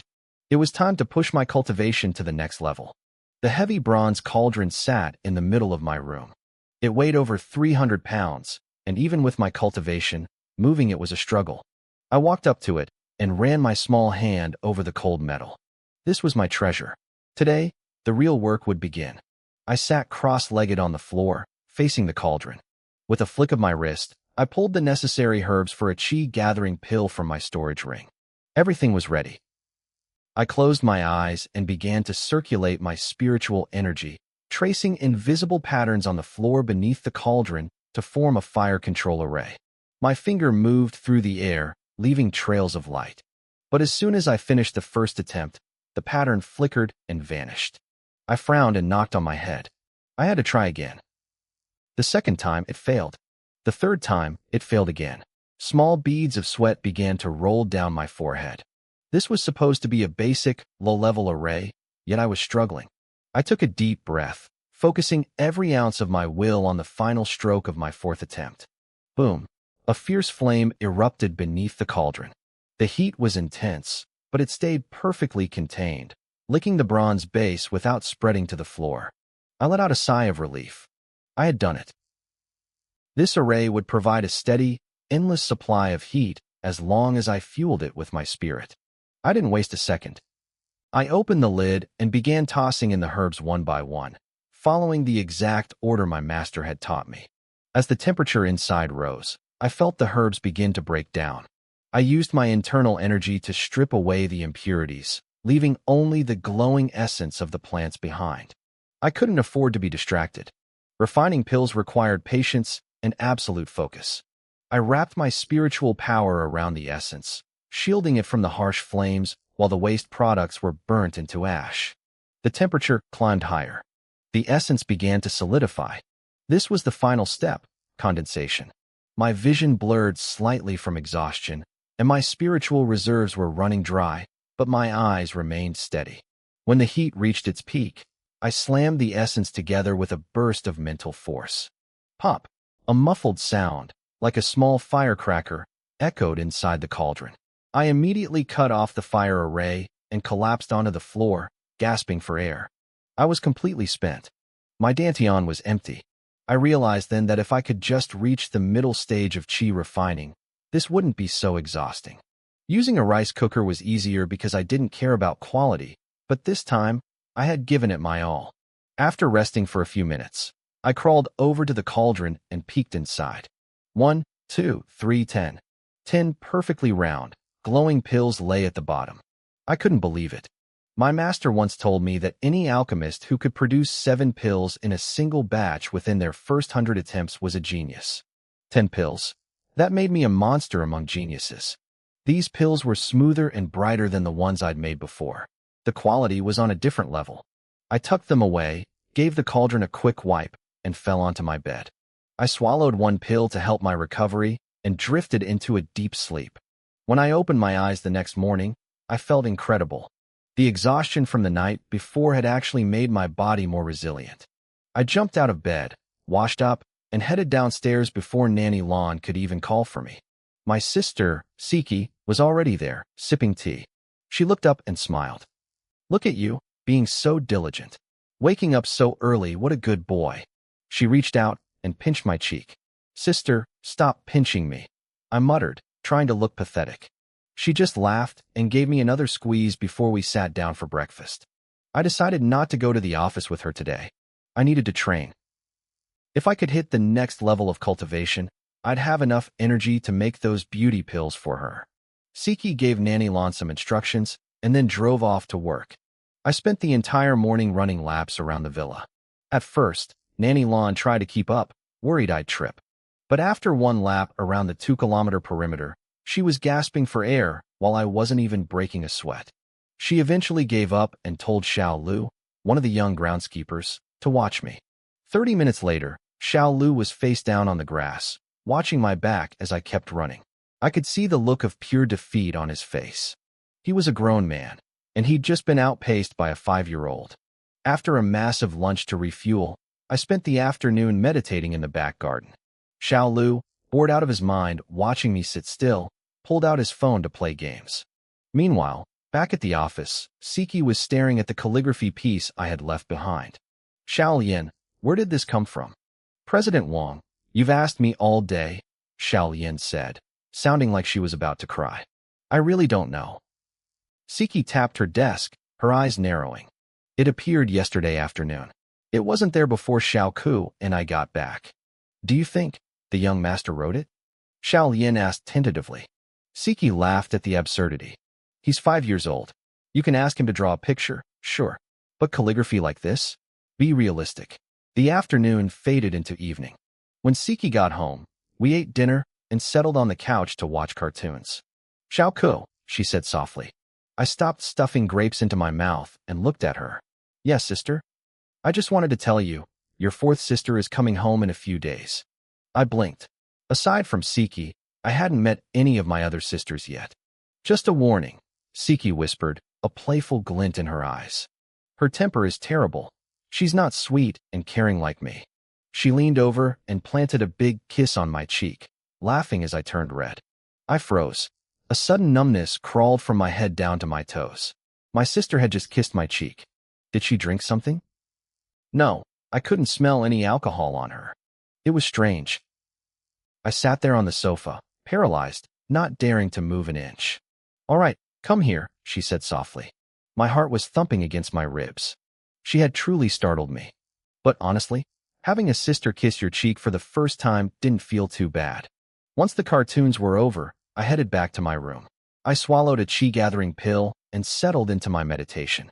This became my routine for the next few days. Eat, train, eat, cultivate. Over those days, the spiritual energy inside me swelled until it reached a boiling point. I was only one step away from the middle stage of chi refining. I didn't waste time. I refined 4 more batches of pills, 10 per batch. 40 pills in total. I also noticed Siki was acting weird lately. She looked at me like she wanted to eat me alive. Every few minutes, she'd lean over to peck my cheek. I didn't mind it, but it was definitely different. I spent my free time exploring the manor. I finally had the layout memorized. After dinner tonight, before Siki could start teasing me again, I bolted back to my room. Does my brother hate me now? I heard her grumble downstairs. She pulled out her phone and saw a message from our fourth sister, Wang Wenya. 7. Come pick me up at the airport tomorrow afternoon, the message read. Siki put her phone away and headed for the shower. Upstairs, I locked my door and jumped onto the bed, buzzing with excitement. With a wave of my hand, I pulled 2 chi-gathering pills from my storage ring. Tonight was the night. I was going to break through. The manor was silent. Even Xiao He was fast asleep. I sat cross-legged, a faint glow shimmering around my body as strands of energy drifted into my skin. I opened my eyes, feeling centered. I popped the 2 pills into my mouth and closed my eyes. The energy exploded inside me. My cultivation over the last 6 days had pushed my internal reserves to the limit. I could feel a thin membrane blocking the path, preventing me from absorbing any more. To reach the middle stage, I had to smash through that barrier. I gathered every drop of spiritual energy into a single point and slammed it against the wall. A dull roar echoed in my head, a sound only I could hear. The barrier vibrated, but it didn't break. I stayed calm. Master always said breakthroughs were never easy. If they were, everyone would be an immortal. I tried again, and again, and again. On the 3rd attempt, a crack appeared, but my energy was running low. I quickly grabbed another pill and shoved it into my mouth. Break! I screamed internally. The surging energy crashed into the barrier like a tidal wave. Sweat soaked through my pajamas. My face turned pale. Then, a sound like paper being punctured rang out from my dantian. It was done. I had broken through.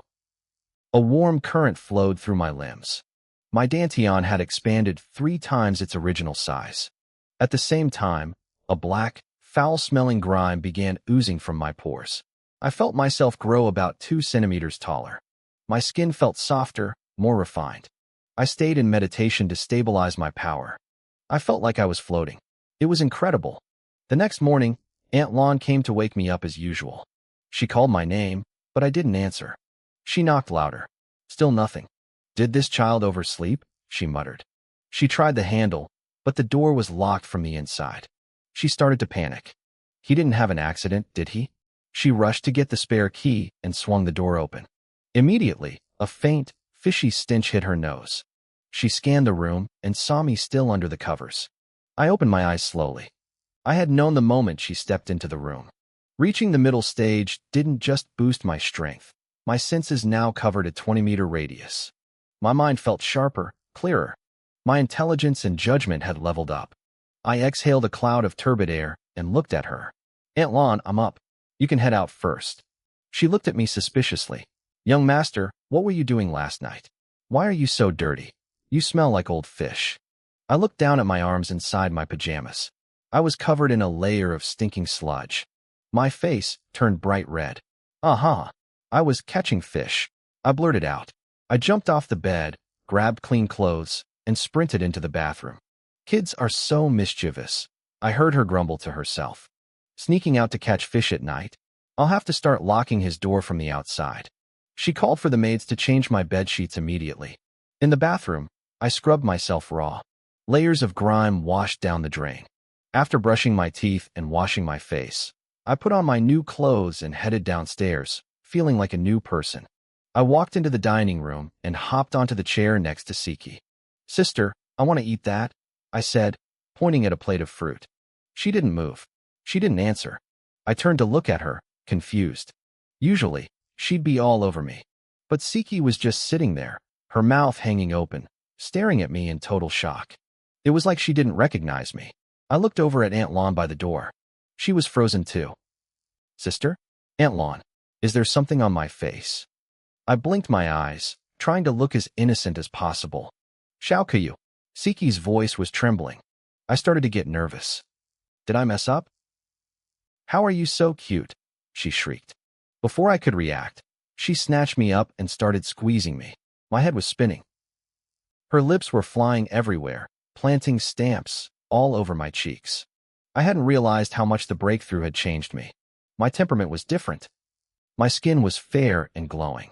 The constant cultivation and good food had filled out my thin frame, making me look healthy and soft. I smelled like fresh milk. I was basically a living teddy bear. Aunt Lon brought me a mirror, and I finally understood why my sister had lost her mind. I looked like a completely different kid. I was helpless. Siki wouldn't let go. She kept rubbing her face against mine, only letting me back into my seat after she'd had her fill of cuddling.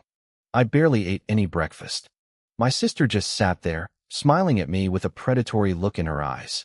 I felt like a little white rabbit being stared down by a hungry tiger.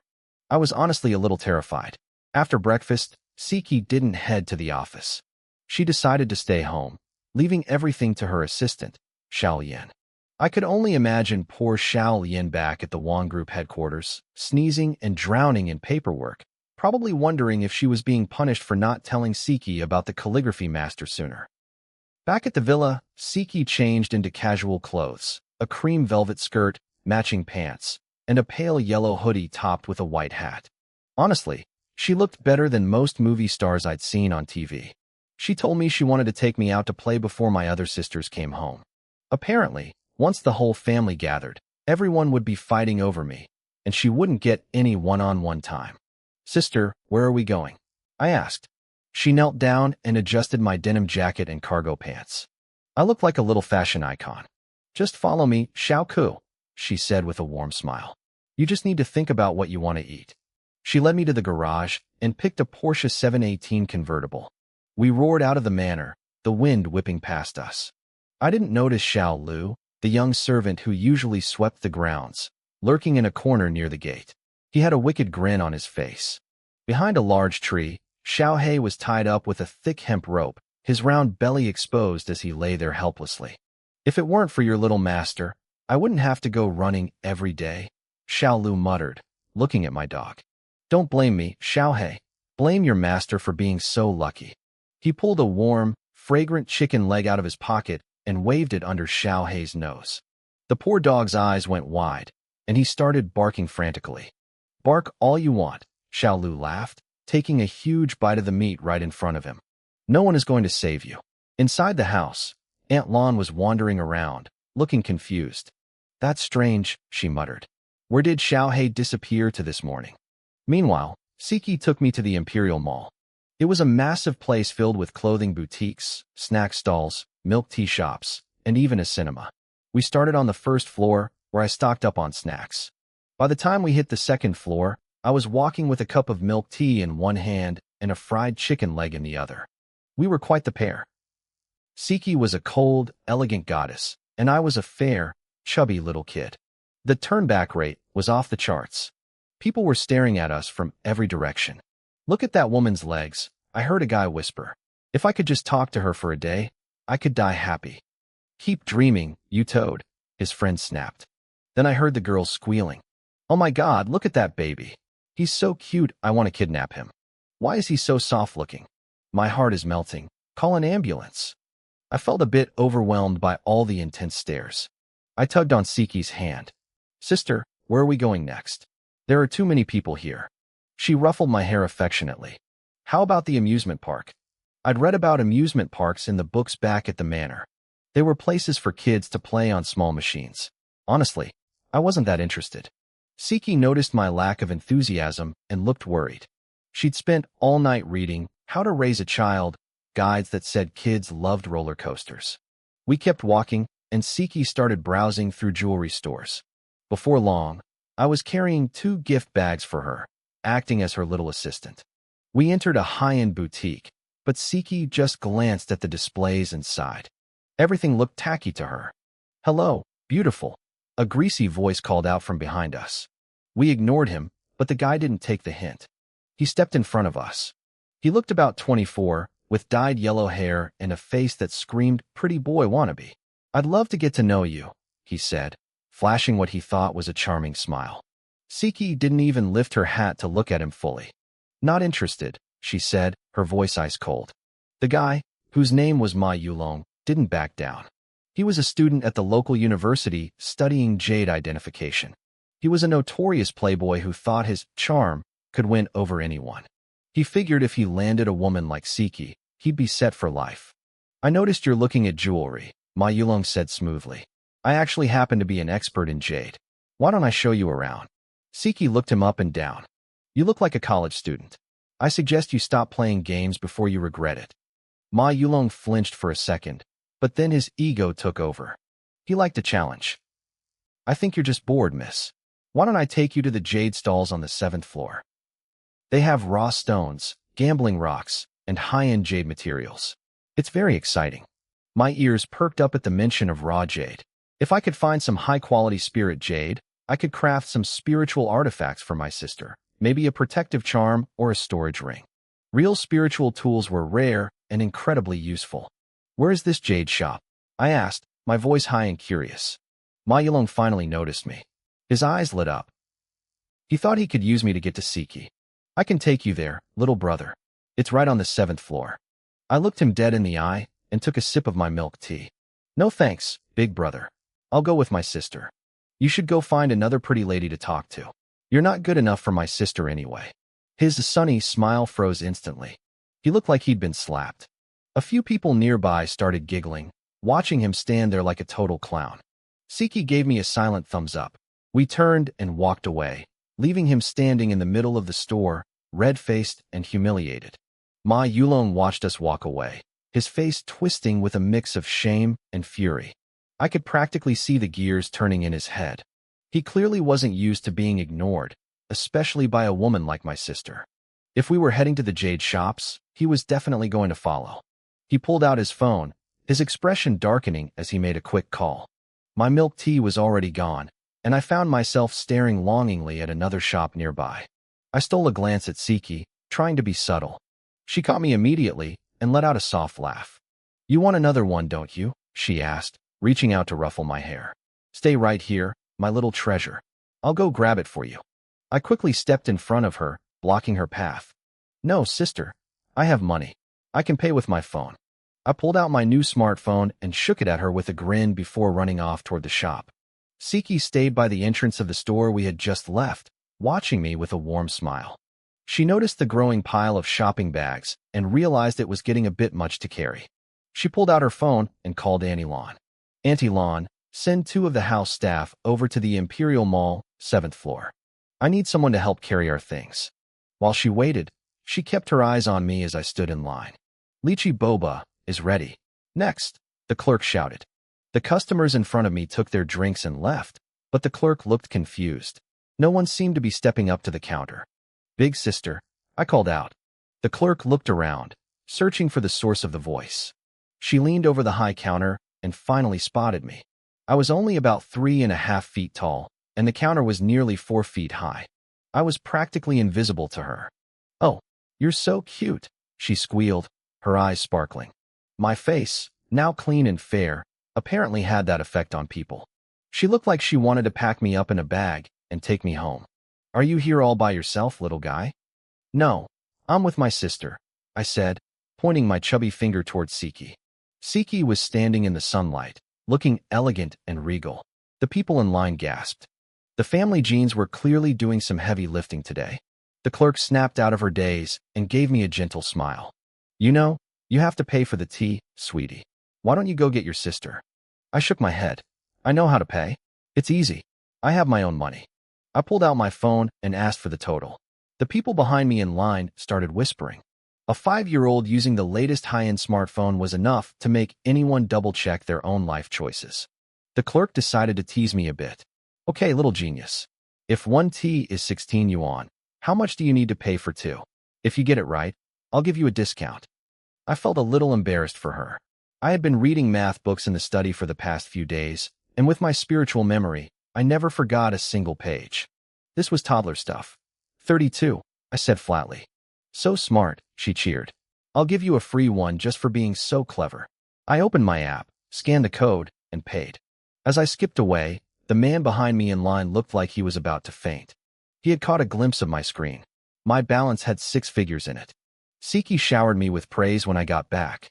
She told me Auntie Lon mentioned I spent all my time in the study, but she thought I was just playing. She hadn't realized I was actually teaching myself. To her, I was becoming a little prodigy. We took the elevator to the 7th floor, where the 2 servants were already waiting. Siki handed them the bags and took my hand. The 7th floor was different. It wasn't as polished as the lower levels. It felt more like a street market, filled with older people and stalls selling all sorts of curiosities. "Ice-crusted jade from the border. Only 30,000, one vendor shouted. "An authentic dragon robe from the Qing dynasty. Only 9,000, yelled another. I scanned the stalls as we walked. Most of it was junk. I was looking for spirit jade, but I hadn't sensed anything yet. I had my family pendant, which was a top-tier spiritual tool, but I couldn't use that. It was the only thing I had left from my parents. Suddenly, I stopped. A faint, rhythmic pulse of energy hit my senses. I turned my head toward a small, messy stall in the corner. "Found it," I whispered. The 7th floor felt like a chaotic wet market compared to the luxury boutiques below. I pulled Siki toward a tiny stall where the vendor had spread a plastic sheet on the ground. There were about a dozen random items scattered around, mostly trash, but my eyes were locked on a heavy, pitch-black rock in the corner. It was black gold ore. It was incredibly dense, flexible, and highly receptive to spiritual energy. For a first-tier blacksmithing material, it was a rare find. The owner was nodding off, looking bored. "Boss," I said, "how much for the black rock?" He cracked one eye open. 50,000. Take it or leave it." Siki's eyebrows shot up. 50,000 for a hunk of mountain rock. The profit margins in this business were insane. "Okay," I said instantly. The rock weighed about 50 pounds. It was more than enough to forge a small flying sword, or several protective charms. The owner's eyes widened. He realized he had priced it too low. He quickly put his hand on the stone. Wait. It's 50,000, but I don't sell it alone. You have to buy something else from the stall too. He was greedy. He had found that rock after a mountain blast at a mine and couldn't figure out what it was, so he figured he'd use it to scam a fat sheep. Siki's face went cold. A sharp, commanding aura radiated from her. You've got a lot of nerve, she snapped. It's a hunk of scrap, and you're trying to extort a child? The vendor shivered. He looked up at her, and his face went pale. He recognized her. In this city, the Wong family was at the top of the food chain, and Siki was famous for being ruthless in business. He scrambled off his stool, his legs turning to jelly. Take it, please. It's free. Just take it. I was a bit confused. One sentence from my sister, and the guy looked like he'd seen a ghost. I didn't realize just how much weight the Wong name carried in this city. The servants struggled to lift the heavy ore and carried it down to the car. I was thrilled. That was a huge score. Now, I just needed to find some actual jade. We walked past the street stalls and headed toward a massive, high-end jade pavilion at the end of the hall. This had to be the jade shop the blonde guy mentioned. A massive crowd had already gathered around the entrance, their voices buzzing with excitement. In the center of the clearing sat a huge boulder, weighing at least 70 pounds. Two people were leaning in close, inspecting it as the stone-cutting machine prepared to make its move. Man, this is his third one, someone in the crowd whispered. If he doesn't hit green this time, the kid is going to be wiped out. I know the feeling, another man sighed. I spent 10,000 on a raw stone last time and got nothing. I still haven't dared to tell my wife. In this business, one cut makes you a millionaire, and one cut makes you a beggar. People were literally gambling their entire lives on these rocks. I stepped closer and looked at the giant stone. I focused my senses, feeling for any trace of energy. I knew immediately there was nothing inside. Ever since I stepped into the middle stage of chi refinement, my divine sense had grown much stronger. If this had been yesterday, I wouldn't have been able to tell what was inside, but now, it was like I had X-ray vision. Cut, the operator yelled. Beside the machine, a young man in his 20s waited anxiously. His face was flushed, beet red, his eyes bloodshot. Clang. The stone split in two. The young man stared at the gray, lifeless rock inside. He completely collapsed, falling to his knees and wailing at the top of his lungs. Those 3 stones had cost him 400,000 yuan. It was everything he had. No luck in his life, an onlooker muttered. Relying on these side paths is useless. Some people looked on with pity, but others were clearly enjoying the drama. I looked toward the back of the shop. Raw stones of all sizes were scattered across the open ground, each with a price tag. Generally, the bigger ones were expensive, and the smaller ones were cheap. Everyone else had to rely on analyzing the patterns and textures, guessing and praying. That was the hardest part of gambling on stones. But for me, it was like I was playing with a cheat code. My divine sense spread out, and I could see exactly how big the jade was, what shape it took, and what color it glowed. Sister, I called out to Wang Siki. I want to pick some stones too. It looks like fun.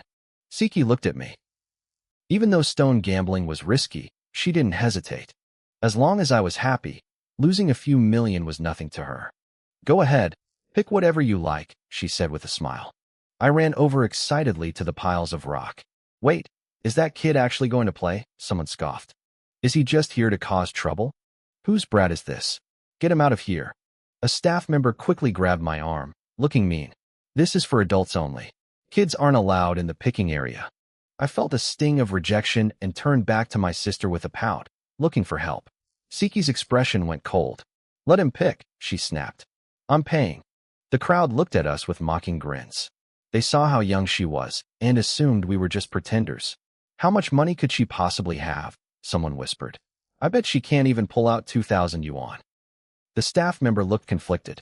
He walked over to Siki and cleared his throat. Miss, I need to verify your funds first.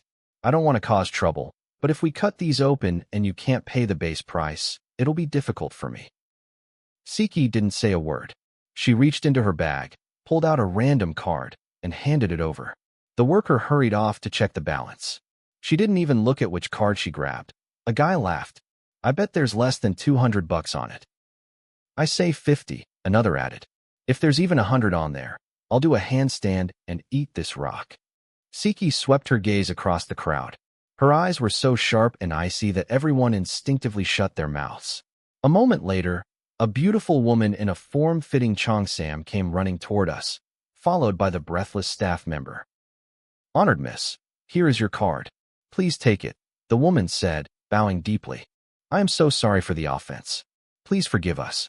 She turned to the crowd, her voice trembling slightly. "Miss, your card balance exceeds 100 million yuan. Please, follow me to the VIP seats." The crowd went silent. The two guys who were talking about eating rocks tried to sneak away before anyone noticed them. With the path cleared, I walked through the stone field. I took my time, circling the area until I had a map of every rock in my head. Two workers followed me closely with markers, waiting for my signal. I moved fast, marking over a dozen stones. Some were expensive, 20,000 apiece, and some were cheap scraps for 2,000. The workers struggled to haul the heavy pile to the cutting machine. The lady in the cheongsam handed Siki a waiver to sign, which was standard procedure to prevent people from rioting when they lost their money. Siki swiped her card without blinking. The total was 1.87 million yuan. The lady's eyes widened.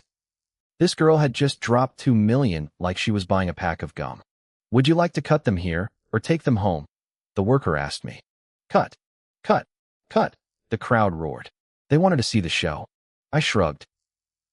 I already knew what was inside, so it didn't matter to me. "Let's do it here." The master cutter stepped up. He had 30 years of experience and treated every cut with extreme seriousness. As the massive machine started grinding into the first medium-sized stone, I leaned in. "This is so slow," I muttered to myself. "I could just slap it open faster." Luckily, no one heard me, or they would have thought I was insane. The machine was halfway through, and there was still no sign of color. Then, someone screamed, "It's out. There's green. Look!" The roar of the crowd echoed through the mall. People came running from all directions to see the luck. When the cut was finished, the surface revealed a beautiful, clear green covering a third of the stone. It was a mid-grade water-type jade. It wasn't the most expensive, but because of its size, it was worth a lot. "According to our rules, the audience can bid," the staff yelled. "Seller, do you want to auction it?" I nodded. This was just the worst stone of the bunch anyway. 10,000, someone yelled. 12,000.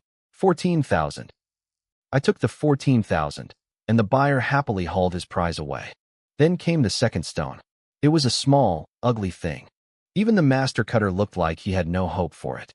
But as the blade finished its work and the stone fell apart, a hush fell over the room. "Whoa, another one." I looked at their shocked faces and felt a bit bored. Was this really that hard for them?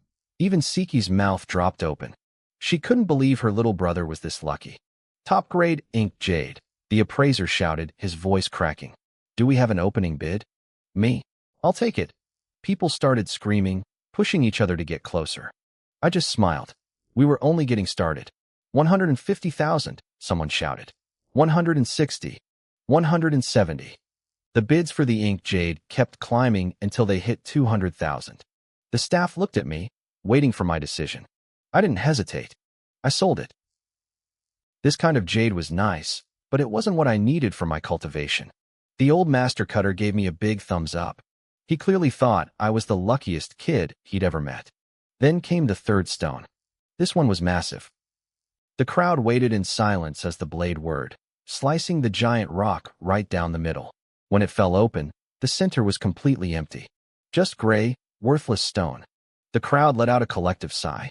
They whispered that my luck had finally run out. But I knew better.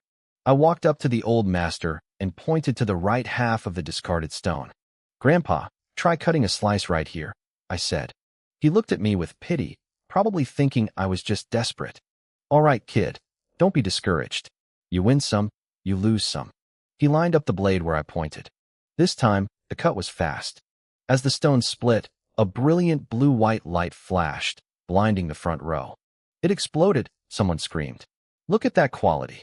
It was a top-tier Qingbai jade, and it looked like a high-grade ice type. It was huge.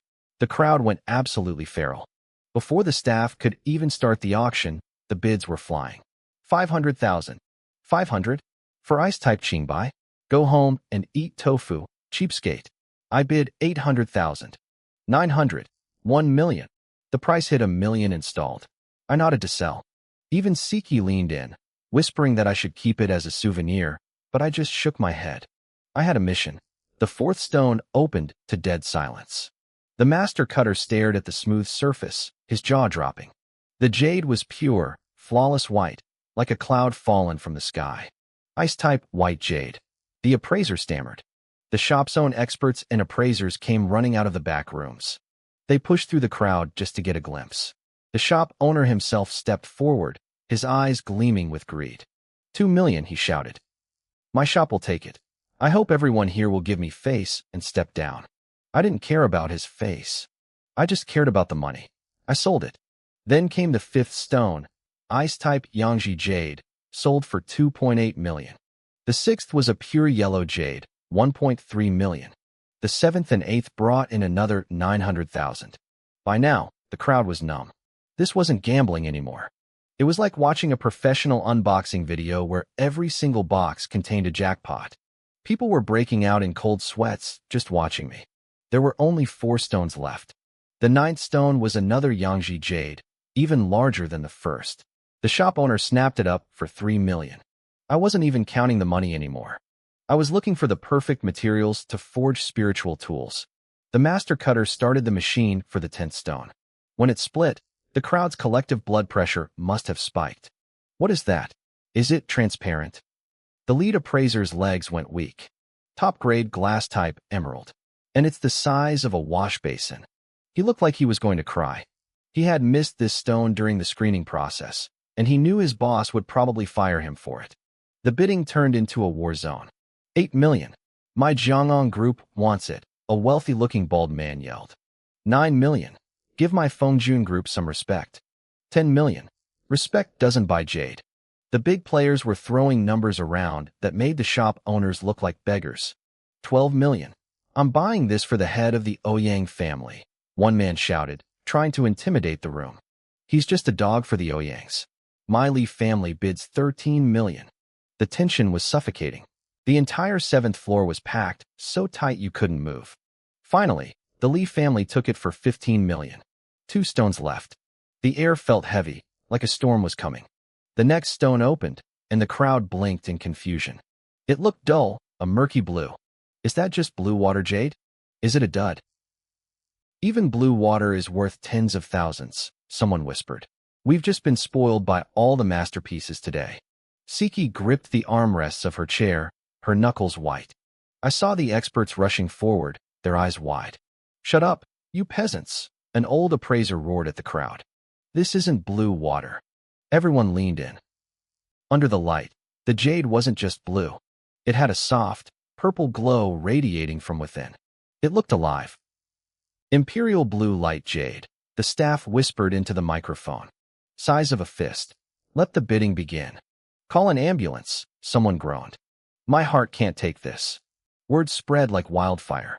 Rumor had it the Ouyang family once bought a tiny pendant of this stuff for 100 million. A piece this size? It was worth 1 billion. The room turned into pure chaos. People were calling their bosses, their family heads, anyone who could authorize massive transfers of cash. Some people looked like they were ready to rush the stage and steal it. I watched them coldly. If anyone stepped toward me, I wouldn't show mercy. Siki stood up, ready to protect me at any cost. Once security restored order, the Titans stepped in.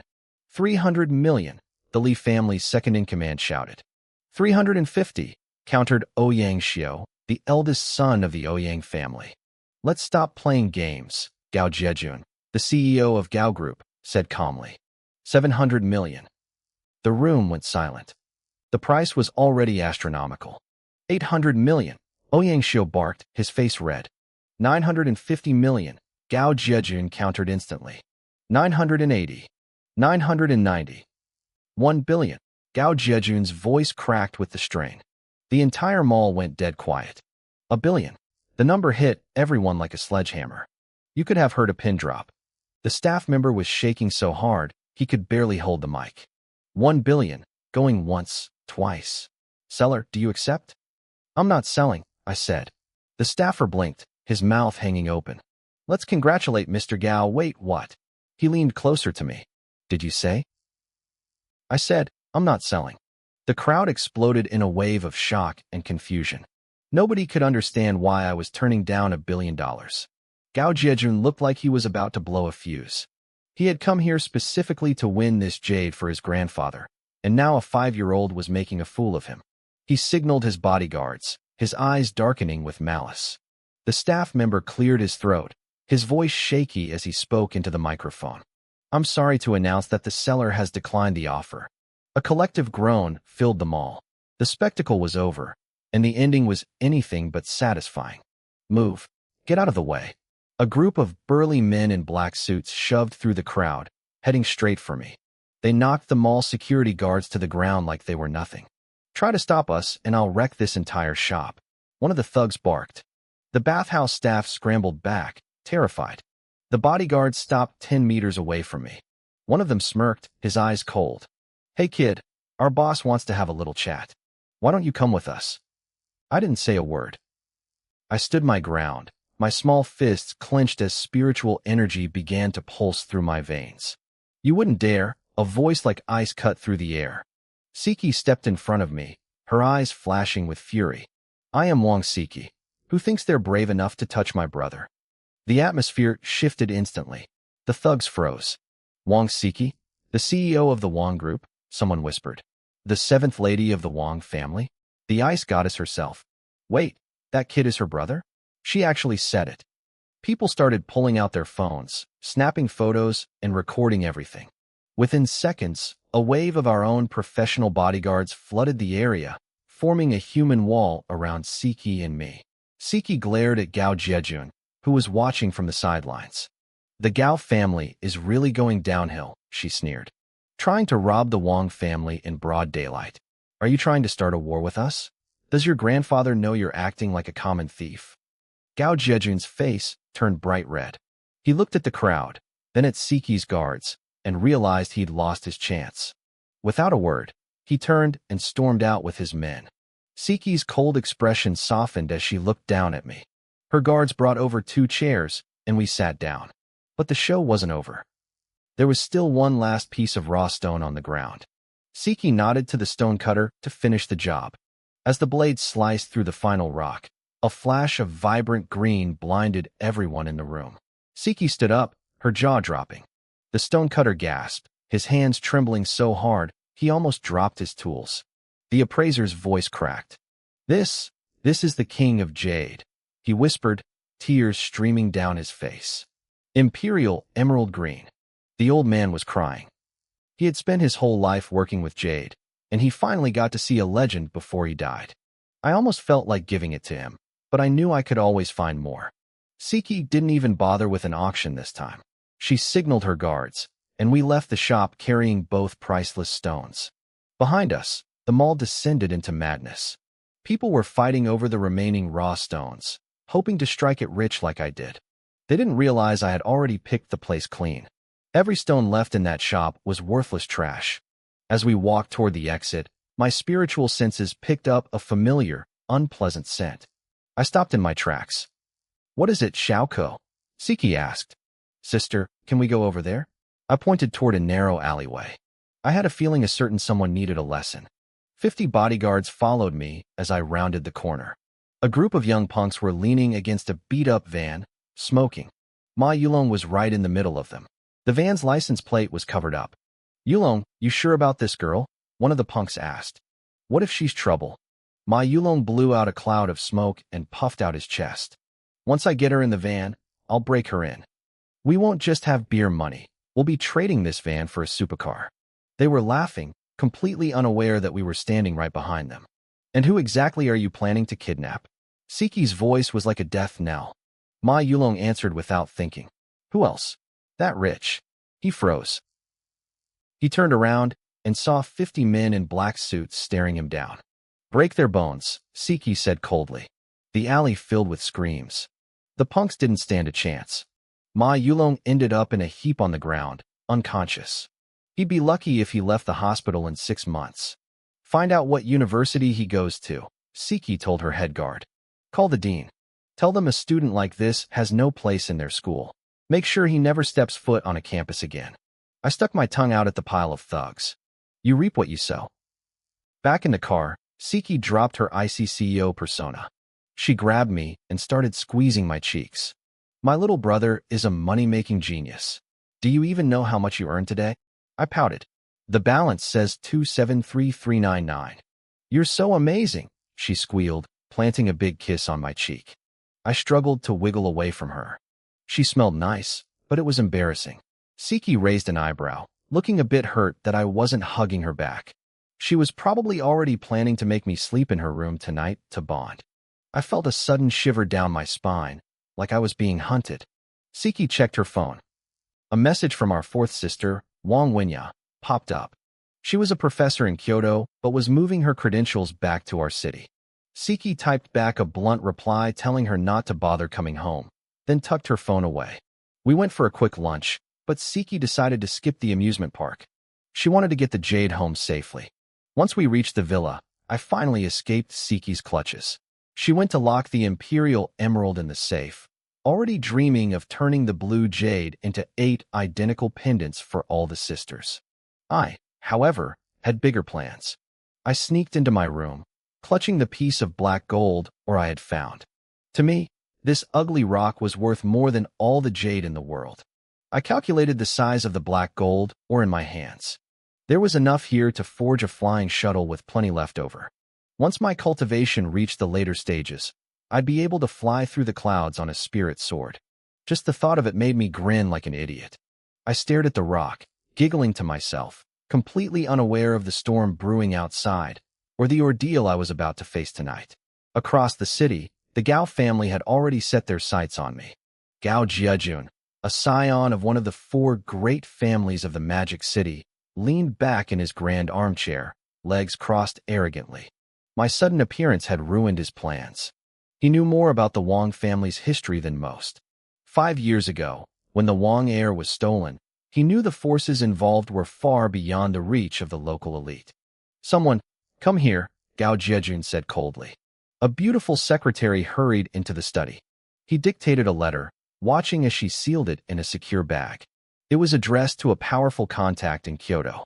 As she turned to leave, he grabbed her by the waist and pulled her into his lap. No rush, he whispered, his breath hot against her neck. Send it later. I've got a fire in me that needs putting out first. Back at the villa, I was about to tuck my oar into the furnace when my door swung open. I jumped, turning to see my 7th sister, Wang Siki, leaning against the doorframe. She was watching me with an intense, unblinking gaze. Little brother, what are you doing? She asked, her voice suspicious. Why do you look so nervous? I just wanted to look at this furnace some more. I stammered, trying to hide my cultivation tools. It's very pretty. Siki didn't look like she bought my excuse, but she didn't press it. She had something else on her mind. Listen, to help us bond and create a good family atmosphere, I've decided something. From tonight on, you're sleeping in my room with me. My jaw dropped. Was I really that handsome? Did sisters and aunts find me that irresistible? No, I blurted out. I'm 5 years old now. I can sleep by myself. If I stayed in her room, I wouldn't be able to practice my cultivation at all. Just for one night, okay? She pleaded, using her best big sister voice. Be a good boy. Really? Just one night? I asked. She promised it was, so I reluctantly followed her to the 3rd floor. Her room was even bigger than mine, decorated in warm yellows with a thick, fluffy carpet and a bed that felt like a cloud. We both changed into pajamas. She wore loose cream silk, and I was stuck in a pair of green dinosaur onesies. She started stroking my cheek softly. Do you know why you were stolen from us, Xiaoko? I shook my head. I knew I had been kidnapped, but that was it. It started with our grandfather. She began, her voice gentle. Our father is Wang Yuehao, and our mother is Cheng Hui. They aren't originally from this city. Dad was the 2nd young master of the great Wang family in Kyoto. He was a genius, but he fell in love with Mom, and the Kyoto families are very strict about noble marriages. I was listening intently, waiting for the climax of the story, when I realized the room had gone silent. I looked up. She was fast asleep. I felt like I'd been cheated. It was like eating half a meal or stopping mid-drink when you're parched. It was incredibly frustrating. Since she was out cold, I tried to slide out of bed to go practice. But the moment I moved, a pair of slender arms wrapped around me and pulled me back into a tight embrace. Even with my cultivation, I could barely wiggle free.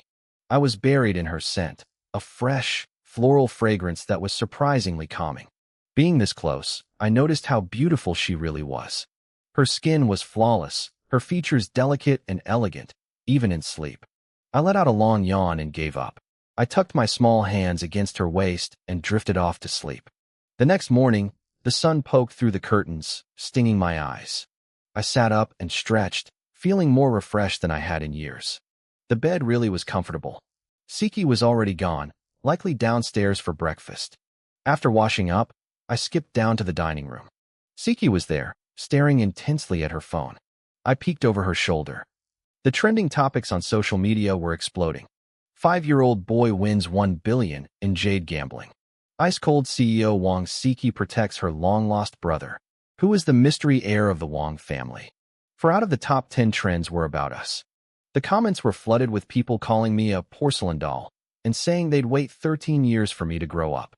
Siki's face went pale. She immediately called her assistant, Xiaolian. Get the PR team on this now. Scrub every mention of my brother from the internet. I blinked, confused by her panic. Was it really that big of a deal? She didn't explain. She just rubbed my head with a worried smile. By the time I finished breakfast and went to the study for my daily hour of reading, the search results had already vanished. My sister was fast. Kyoto Wang family, huh? I whispered to the empty room. My master always told me that if someone messed with you, you hit them back until they were terrified. I pushed the thoughts aside for now and focused on my 4th grade textbooks. I flipped through the pages at lightning speed, memorizing everything. Meanwhile, in the heart of Kyoto, the center of power and wealth in the country, the real Wang family was stirring. In a massive, fortress-like estate where the most powerful members lived at the center, 5 men sat around a table in a dark meeting hall. Spread out before them were photos of me and Siki. Their expressions were cold and predatory. Unaware of the eyes in Kyoto, I finished my studies and headed outside for some exercise. I waved to Aunt Lon and started my jog, with my dog Xiaohei panting at my heels. I picked up the pace, laughing as I ran, until poor Xiaohei eventually collapsed in the grass, exhausted. Apparently, I could outrun a dog now. I stood by the artificial lake behind the villa, feeling the last cool breeze of summer. Autumn was coming. Beside me, Xiaohei started barking at the water, his tail wagging as the sun began to climb. I looked at Xiaohei, who was sprawled out on the grass, looking like he'd just run a marathon.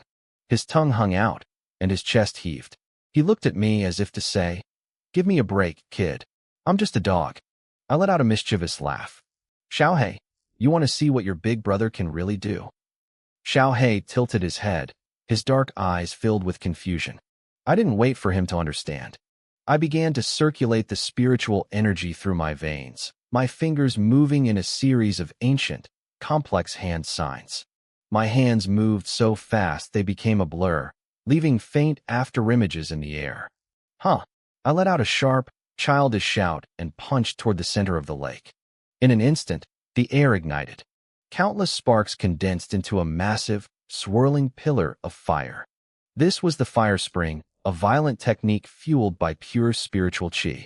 The 2-meter-wide fireball screamed through the air like a falling star, slamming into the water with a deafening explosion. Boom! Water sprayed everywhere, and a thick cloud of steam hissed into the sky. The lake level actually dropped by a few centimeters from the sheer heat. Xiaohei's first stood straight up on end. He stared at the bubbling water, his tiny eyes wide with pure terror. If that hit a person, they wouldn't just die, they'd vanish into thin air. I shook my hand, feeling a bit drained. That one move took 20% of my total energy. I realized I couldn't just throw around high-level techniques until I reached the foundation establishment stage. I turned around to see Xiaohei still frozen, watching a cluster of dead fish float to the surface. My heart skipped a beat. Oh no, I made a mess. I grabbed Xiaohei by the scruff of his neck and bolted. By the time the security guards arrived to investigate the steaming lake and the roasted fish, we were long gone. Back in my room, I found out my sister had already left for the office.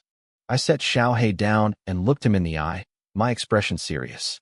Xiaohei, do you want to cultivate with me? He barked happily. I smiled. Good choice. I reached into my storage ring and pulled out a chi-gathering pill. I snapped it in half, swallowing one piece and stuffing the other into Xiaohei's mouth. I sat cross-legged to meditate, while Xiaohei curled into a ball and drifted off into a deep sleep, his body glowing with faint starlight. As I meditated, my phone screen flickered with a message from Lin Xiaoxiao. By the time I finished my session, it was already noon.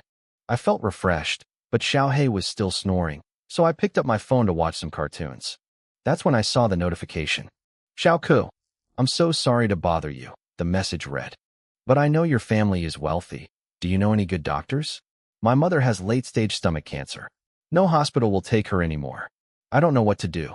I stared at the screen. Late-stage stomach cancer was a death sentence for most. Hospitals usually just gave out painkillers and sent patients home to die to avoid the liability. But for me, as long as the person was still breathing, I could snatch them back from the gates of hell.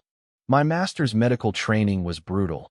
I had practiced acupuncture and herbal formulas tens of thousands of times in my dreams until my mind went numb. This was nothing I couldn't handle.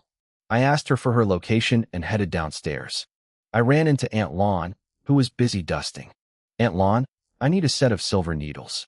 A full professional set. She immediately shook her head. No way, little master. Children shouldn't play with sharp things. I knew I wouldn't get anywhere with her, so I slipped out to the garage and found Xiao Lu, one of the guards. He was a bit dim-witted, which made him the perfect driver for my secret mission. Pick a car, I told him, pointing at the row of luxury vehicles. Xiao Lu's eyes lit up. He looked like he'd won the lottery. He walked past the Ferraris and Lamborghinis, finally settling on a sleek Rolls-Royce Phantom.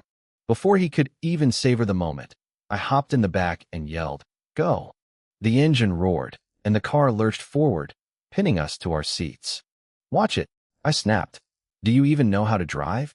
If I weren't trying to hide my powers, I would have tossed him out of the window. As we sped out of the estate, the guards at the gate waved us through. But in a dark corner across the street, a man with rat-like eyes spoke into a radio. "The target has left the villa.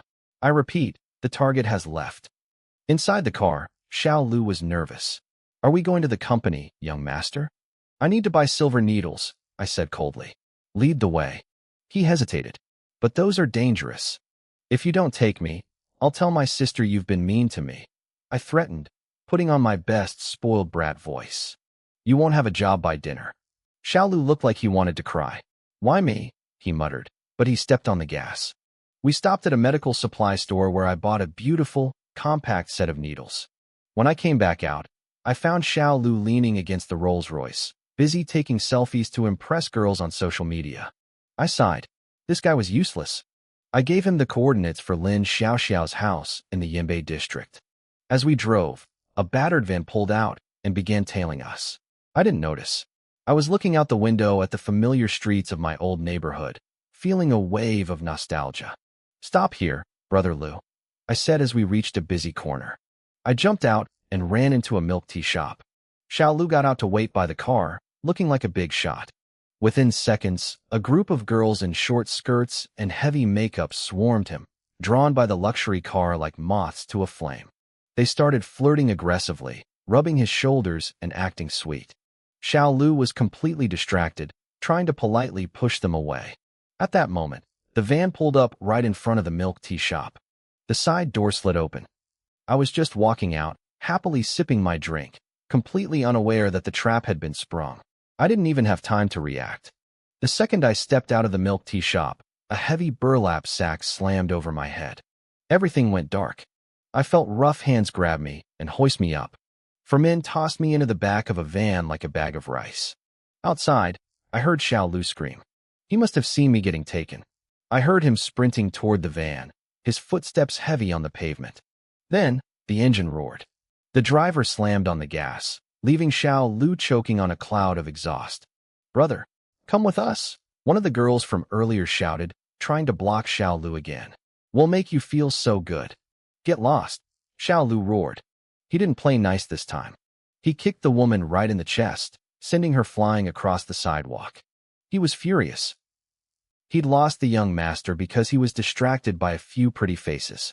He scrambled back into the Rolls-Royce, ignored the crowd's stares, and tore off after the van. A high-speed chase broke out across the Yinbei district.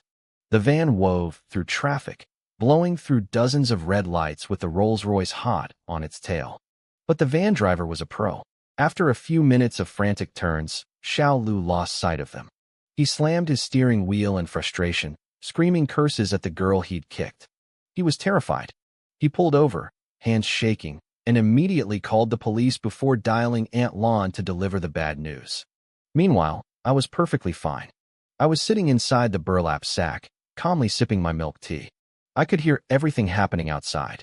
I knew these people wanted something from me, so I decided to play along. I was a spiritual cultivator, after all. A few thugs in a van didn't scare me. The van eventually slowed down and pulled into what sounded like an abandoned factory. The kidnappers were laughing, clearly proud of themselves. The Wong family's young master, one of them chuckled. I wonder how much the boss is going to pay us for this. It'll be a fortune, don't worry, another replied. That kid back there thought he could catch us. He didn't know our leader used to be a professional racer. The van stopped. It was time to stop pretending. I took a deep breath and let a tiny burst of spiritual energy ripple through my body. The burlap sack didn't just tear, it exploded into 1,000 tiny shreds. The men inside the van jumped back, eyes bulging. I stood up among the debris, still holding my milk tea, looking as innocent as possible. Are you a ghost? One of them stammered, his face turning pale. I didn't answer. I just hopped out of the van. The factory was filled with about a dozen professional-looking bodyguards. In the center of the room sat a woman with a sharp, beautiful face and a cold smile.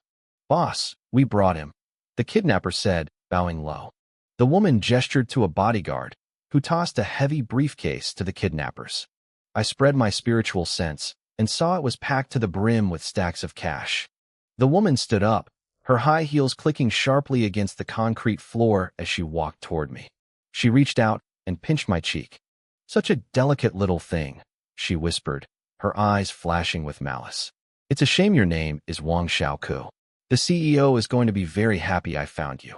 She looked back at her men and frowned. Why isn't he tied up? Do your jobs. 3 bodyguards stepped forward with thick ropes. I looked up at the woman, tilting my head. Wait, big sister. Why did you kidnap me? She laughed, clearly finding my question adorable. Because someone wants to see you, Xiaoku. Who? I asked. I can't tell you that. You'll find out when you get there. I sighed and took another sip of tea. That's not good enough. You have to tell me, or I'm going to have to beat you up. I don't really like hitting people, you know? The entire room erupted in laughter. The bodyguards were doubling over, clutching their stomachs. They thought I was a joke. I wasn't joking. I stood still, and suddenly, the air in the factory grew heavy. A powerful pressure surged out of me, hitting them like a physical weight. Their laughter died instantly. Their faces turned gray as they struggled to breathe. Grab him, the woman shrieked, her voice cracking with fear. The bodyguards lunged at me. I didn't move my feet. I just raised my hand. A handful of pebbles from the floor rose into the air, hovering around my fingers. As the guards got close, I flicked my wrist. The stones shot out like bullets, striking specific pressure points on their bodies. One by one, they froze midair. They stood like statues, unable to move a single muscle. The woman screamed in terror. What is this? What did you do to them? I walked toward her slowly. I had only used the stones to paralyze them. If I hadn't held back, they'd all be dead. She scrambled to her feet and tried to grab me, her face twisted in rage. Slap.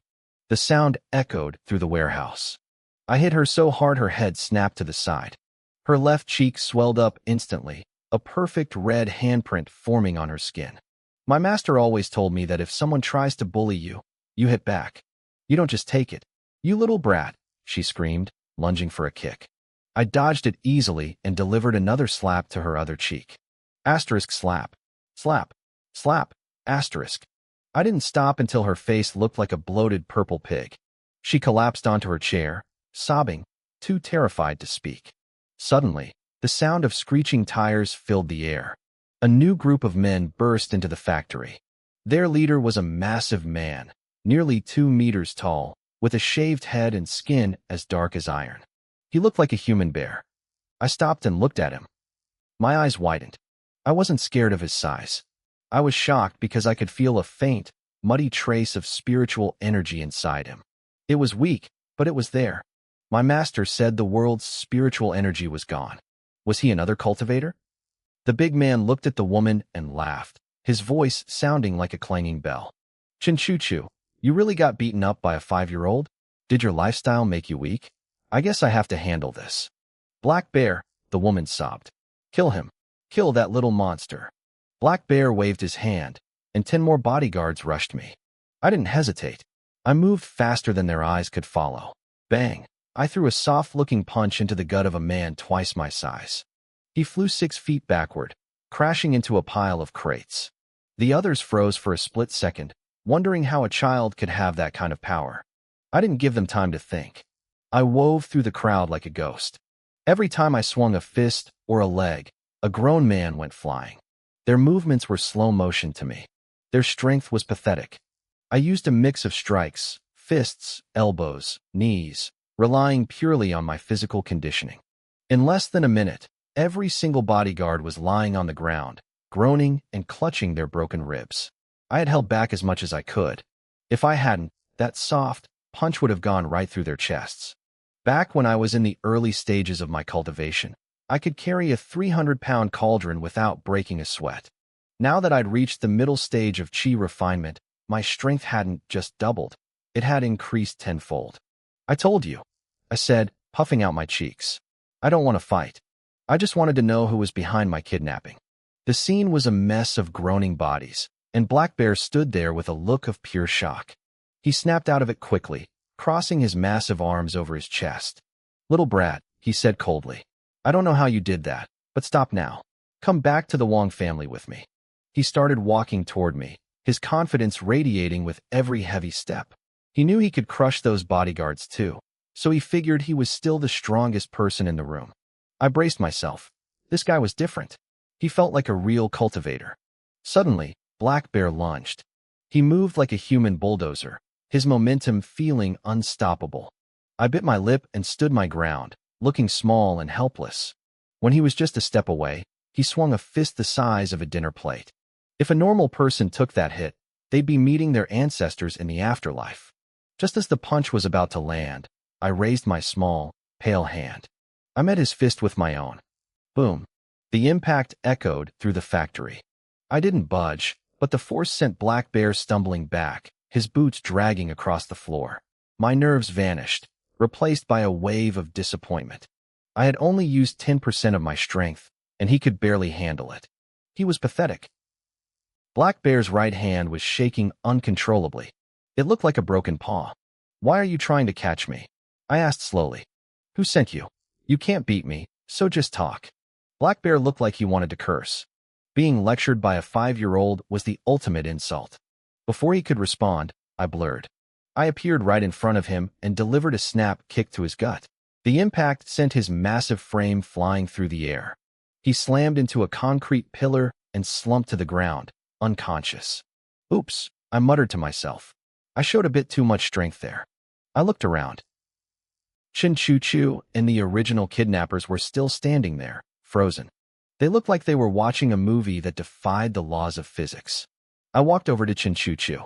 After a very friendly discussion, I finally got the information I needed. The Gao family was involved, along with some powerful figure from Kyoto. Was it the Kyoto Wong family? I nodded, satisfied with the answers. I turned back to the kidnappers and pointed at their beat-up van. Hey, you guys, get in the car. Take me back.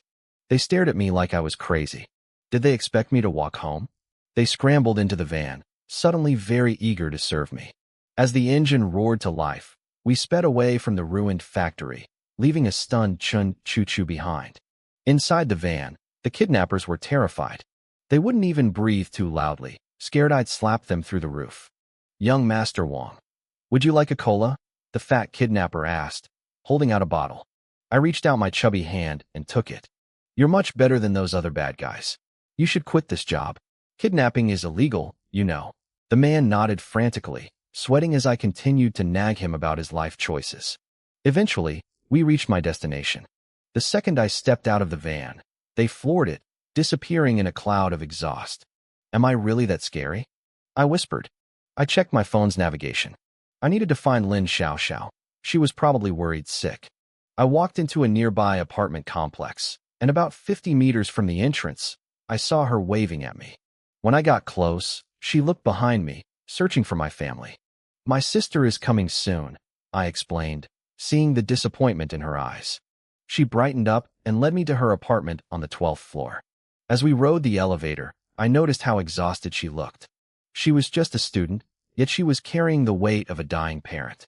When we entered, the smell hit me, a heavy mix of herbal medicine and harsh chemicals. Her family was gathered in the living room. Her father, brother, uncle, and aunt. When they saw her walk in with a little boy, their faces soured. Xiao Xiao, look at the time, her brother snapped.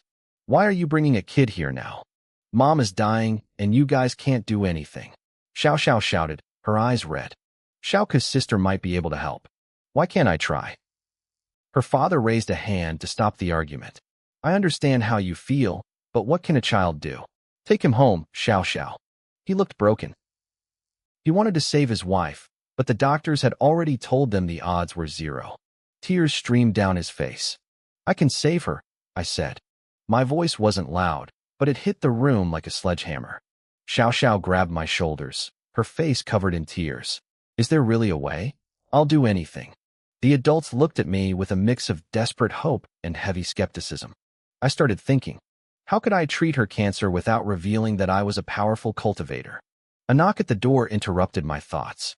An elderly man in a white coat carrying a medical bag entered. It was Dr. Li. He looked at Lin's father with a somber expression. She's in a lot of pain, the father sobbed. She can't even get out of bed. She's worked hard her whole life, and now that it's time to rest, this happens. Dr. Li sighed heavily and looked at the floor. Li sighed and headed toward the bedroom. I tried to follow, but Xiao Xiao's brother blocked my path. Dr. Li is working. Don't go in there and cause trouble, he said rudely. I looked up at him calmly. My sister is the vice president of the first affiliated hospital in Mordu. She can get your mom admitted for better treatment. I need to see the situation so I can tell her. The brother hesitated. The title of vice president carried weight. He stepped aside but gave me a stern warning. Don't get in the doctor's way, or else. I ignored the threat and walked inside. I followed Dr. Li into Mother Lin's room. The others stayed outside, peering in with anxious eyes. Dr. Li glanced back at me. He seemed to like me. I stayed quiet and calm, which was a far cry from how most kids my age acted. He probably thought I had a bright future. Inside, the air felt heavy and stagnant. It was a suffocating sensation. Mother Lin lay on the bed, her face pale and her spirit withered. There wasn't a drop of color in her skin, and her lips had turned a faint shade of purple. When she saw the doctor, she struggled to sit up, forcing a weak smile. Lie down, please, Dr. Li said quickly, rushing to her side. Dr. Li, I'm so sorry to keep bothering you, Mother Lin whispered. I've lived a long life. I'm content. But my husband, he just can't let go. He keeps making you run back and forth. She broke into a violent coughing fit. As she spoke, I released my divine sense to scan her body. I realized her condition wasn't actually as dire as it looked. Dr. Li opened his medical bag. He pulled out a row of silver needles and some herbal medicine. I frowned. He was using the wrong herbs. It looked like he was planning to perform acupuncture, but his approach was all wrong. While they chatted, I mapped out exactly how to fix her. Auntie, I'm going to start now, Dr. Li said. Yes, thank you, Doctor, Mother Lin replied. Dr. Li raised a needle, aiming for a specific pressure point. He was about to strike. Wait, I said. Both Mother Lin and Dr. Li froze, staring at me. Grandpa, you can't start with the Baihui point, I told him firmly. Dr. Li's face flushed with anger. A 5-year-old was questioning his medical expertise. He had practiced medicine for decades and saved thousands of lives. He felt insulted. Ignorant child, Dr. Li barked, waving his sleeve at me. If you're going to talk nonsense, get out. He turned his back on me and prepared to insert the needle again. Before he could react, I moved. I grabbed his wrist. He tried to shake me off, but his arm wouldn't budge. It was like he was caught in a steel vise. If you don't know how to treat a patient, don't pretend you do, I said, my voice cold and serious. That is the basic duty of a doctor. I gave his arm a light flick. The force sent Dr. Lee stumbling back several steps. He opened his mouth to scold me for being disrespectful, but the words died in his throat. I had already pulled out my own box of silver needles. I pinched a needle and flicked my finger. It whistled through the air and buried itself perfectly into the lingu point. Flying needles? Dr. Lee gasped. He stood frozen. Flying needles was a legendary acupuncture technique. He had practiced for 10 years just to barely scratch the surface of it. Seeing a child execute it with such precision was impossible. Don't be nervous, Auntie, I said softly. I'll be very gentle. Mother Lin wanted to stop me, but when she looked into my eyes, her guard dropped. I worked fast. I funneled strands of spiritual energy through the needles as I inserted them. This was the 18 sun-hanging needles technique. It was the simplest method my master had taught me, and I could do it in my sleep. Lingu, Dubai, Gongsun, Xinjiang, Wegu. 18 needles, all perfectly placed. A layman wouldn't understand, but Dr. Lee was staring in total shock. In Chinese medicine, cancer is often seen as a blockage of blood and energy that forms a tumor. Most doctors try to clear the blockage. But this? He couldn't even comprehend the logic behind my pattern. Auntie, how do you feel? I asked, blinking innocently. Mother Lin smiled. She looked like she wanted to give me a hug. My stomach feels warm. It's a very comfortable heat. I nodded. It was working. With the right herbs, she'd be mostly recovered in 2 weeks. The sun-hanging technique didn't just clear blockages. It used spiritual energy to repair the body itself. It made sense that Dr. Lee didn't understand it. He was just a regular human. I grabbed a piece of paper and a pen. I scribbled down a prescription and handed it to him. Dr. Lee looked at the elegant handwriting and nearly jumped. Snake tongue grass and gentian, combined like this? He looked at me like I was a god. He looked like he wanted to kneel and worship me. Who is your master? Where does he live? His face was red with embarrassment for his earlier outburst. I didn't want to expose my past, so I just shook my head. I don't have a master. He realized I wasn't going to talk. He turned to check Mother Lin's body instead. Miraculous, he whispered. The blockages are actually clearing. You're a genius. We walked back into the living room. Lin's father rushed forward, grabbing Dr. Lee's hands. Everyone looked terrified, waiting for the verdict. Dr. Lee let out a loud, hearty laugh. He slapped the father on the shoulder. Stop worrying.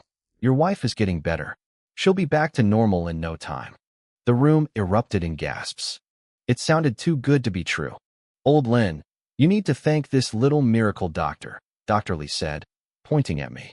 He explained everything that had happened in the room. Lin's father burst into tears. He bowed deeply to me. Lin Xiaoxiao and her brother did the same. I felt incredibly awkward. Uncle Lin, Sister Xiaoxiao, please stand up. I squeaked. No matter what, you saved my wife's life, Lin's father insisted.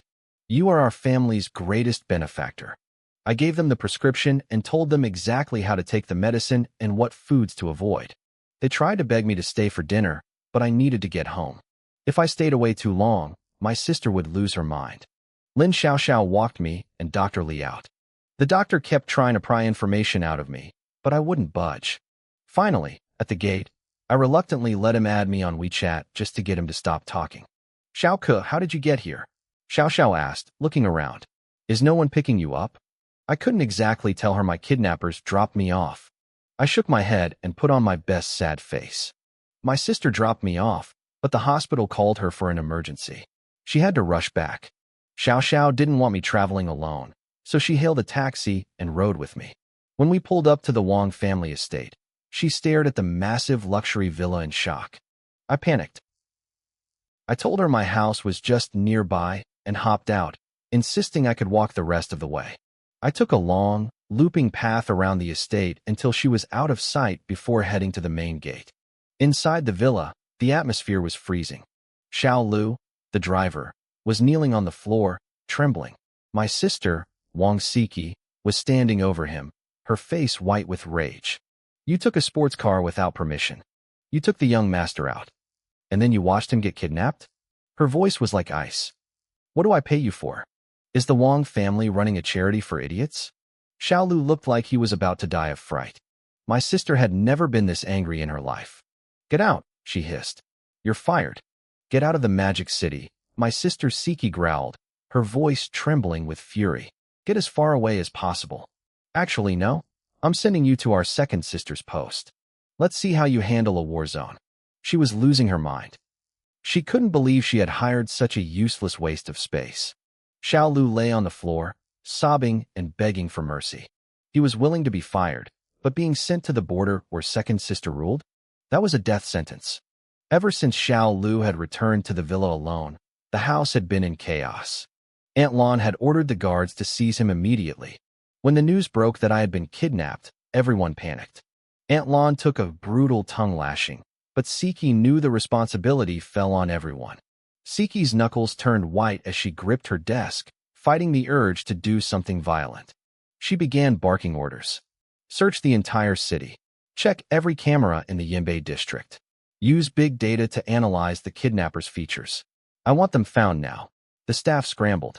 Just then, Siki's phone buzzed. It was fourth sister calling. Siki hesitated, then answered. Fourth sister, Wang Winya, sounded ecstatic.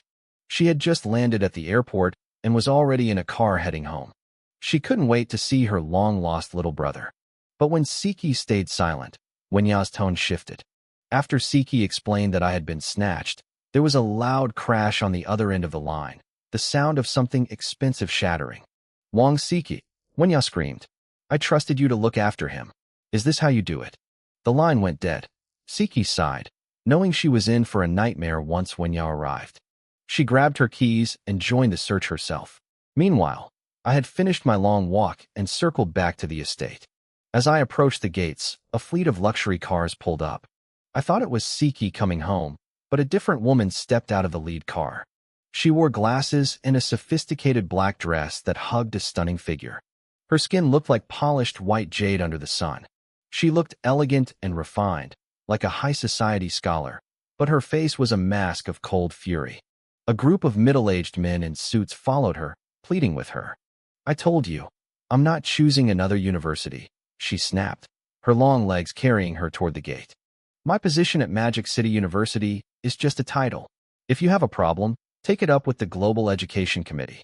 She ignored them completely and kept walking. The men gave up, retreating to their cars. Then, she spotted me.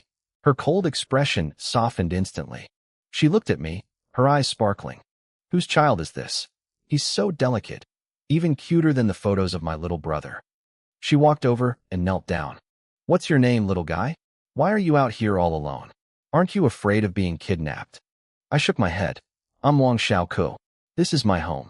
I pointed toward the villa, my long eyelashes fluttering. Before I could say another word, she scooped me up and crushed me into her chest. I was practically buried between two soft mountains. It's my brother. Oh, let sister hold you. I let out a muffled groan until she finally realized she was suffocating me and pulled back. Xiaoku, I'm your fourth sister, Wang Wenya. You can call me Sister Ya. She didn't even wait for me to respond before she picked me up again and marched toward the house. I had to admit, fourth sister was strong. If Siki tried to carry me this far, she'd be out of breath in minutes. As we entered, the security team's radios crackled. Attention all units. Fourth Miss is home. The young master is home. At that moment, the garage doors flew open and a line of supercars roared out, led by Siki. She was desperate to find me. Then, she saw us. Stop the cars. Siki yelled. The engines died as she jumped out. Fourth sister? How do you have him? Wenya glared at her. Siki, I really can't trust you with anything, can I? Leaving our precious brother to get lost. Siki looked like a scolded puppy. I know. You're the boss today. Just give him here. The three of us headed into the villa. As Wenya carried me, I spoke up softly. Sister, I'm 5 years old. I can walk on my own. So what if you're 5? Wenya countered. 10, 18, 20. You'll still be my little brother. Besides, when Siki was 5, she was still crying for Dad to carry her. Sister, don't you dare. Siki turned red.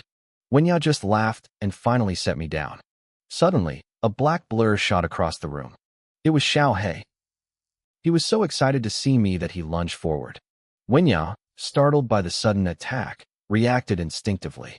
She swung her leg and kicked Xiaohei, sending the poor dog flying 2 meters through the air. Xiaohei hit the floor with a thud. I rushed over and scooped him up. Xiaohei, are you okay? Wenya looked horrified. She realized she had just drop-kicked her brother's favorite pet. Xiaohei looked a bit dizzy, but he shook it off and stood up. Ever since I'd been feeding him my chi-gathering pills, he was much tougher than a normal dog. Wenya apologized profusely, and I told her it was okay.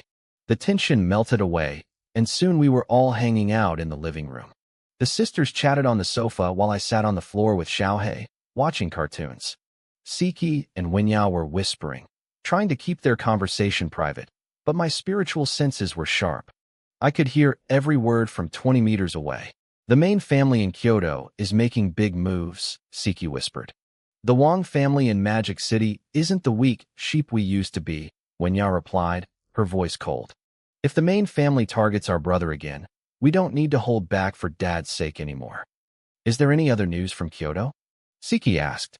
Most families are quiet, Wenya said. Only the Huang family is having some issues.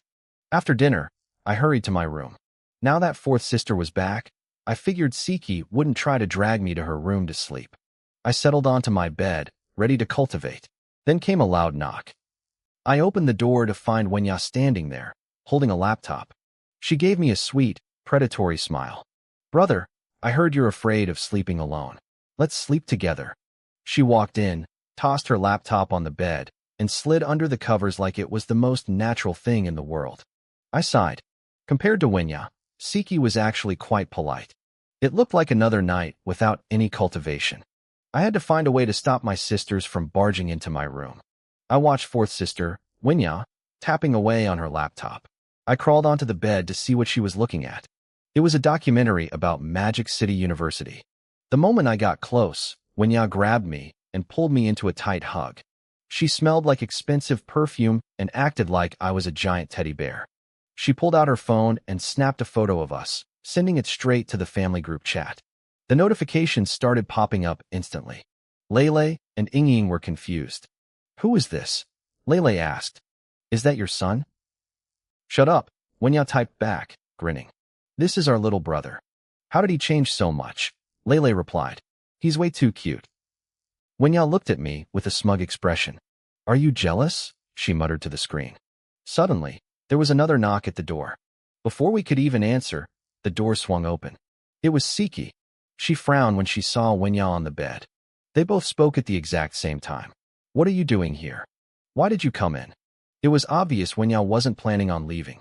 Siki didn't care about the competition. She just walked over and lay down on my other side. I felt trapped between them. Their gazes were sharp, crossing over me like invisible swords. My head started to ache. I really missed the days when I slept alone. That night was a disaster. I had a curvy fourth sister on my left and a cold seventh sister on my right. I couldn't fall asleep at all. Toward dawn, I finally drifted off and started dreaming. I dreamed I was being surrounded by green slime monsters. They were crawling all over my face, sticky and wet. I woke up with a start. The room was familiar, but my face actually felt damp. I turned to my left. Wenya was hugging me tight, her mouth slightly open and pressed against my cheek. I turned to the right. Siki's lips were pressed against my other cheek, and she was actually drooling a little. I couldn't take it anymore. I grabbed a small dinosaur plushie, rolled out of bed, and stomped downstairs. I spent the rest of the morning huddled on the living room sofa. Lan Yi, the housekeeper, found me there later. She was shocked I was up so early, but when she saw me fall back asleep on the couch, she didn't want to disturb me. An hour later, Siki and Wenya woke up at the same time. I wasn't there to see it, but they both reached for the middle of the bed and felt nothing but cold sheets. They sat up, staring at each other in an awkward silence. Where's our brother? They asked in unison. They rushed downstairs and found me fast asleep on the sofa. They noticed 2 faint, dried marks on my cheeks that looked like tear stains. Wenya turned on Siki immediately. What did you do to him? Why is he sleeping down here? I should ask you that, Siki snapped back. Why is there a wet mark on the side facing you? They both went silent. The realization hit them, and the atmosphere turned incredibly awkward. Maybe he was sleepwalking? Wenya suggested weakly. Yeah, definitely sleepwalking, Siki agreed. They shared a nervous laugh and hurried off to get ready for the day. At breakfast, Lan Yi gently woke me up. I sat at the table, still half asleep. Wenya was wearing a tracksuit with her hair in a high ponytail, looking full of energy. Siki was back in her black business suit, but she had a rare smile on her face. Once breakfast ended, they both left. Siki went to the office, and Wenya went for a run. Finally, I had some free time. I didn't want to waste a single second. I grabbed Xiaohei, who was still snoring, and dragged him to the gazebo in the back garden. I pulled out my chi-gathering pills. It was time to cultivate. I sat cross-legged, drawing the surrounding spiritual energy into my body and storing it in my dantian. Every time I practiced, my skin grew clearer and my body felt stronger.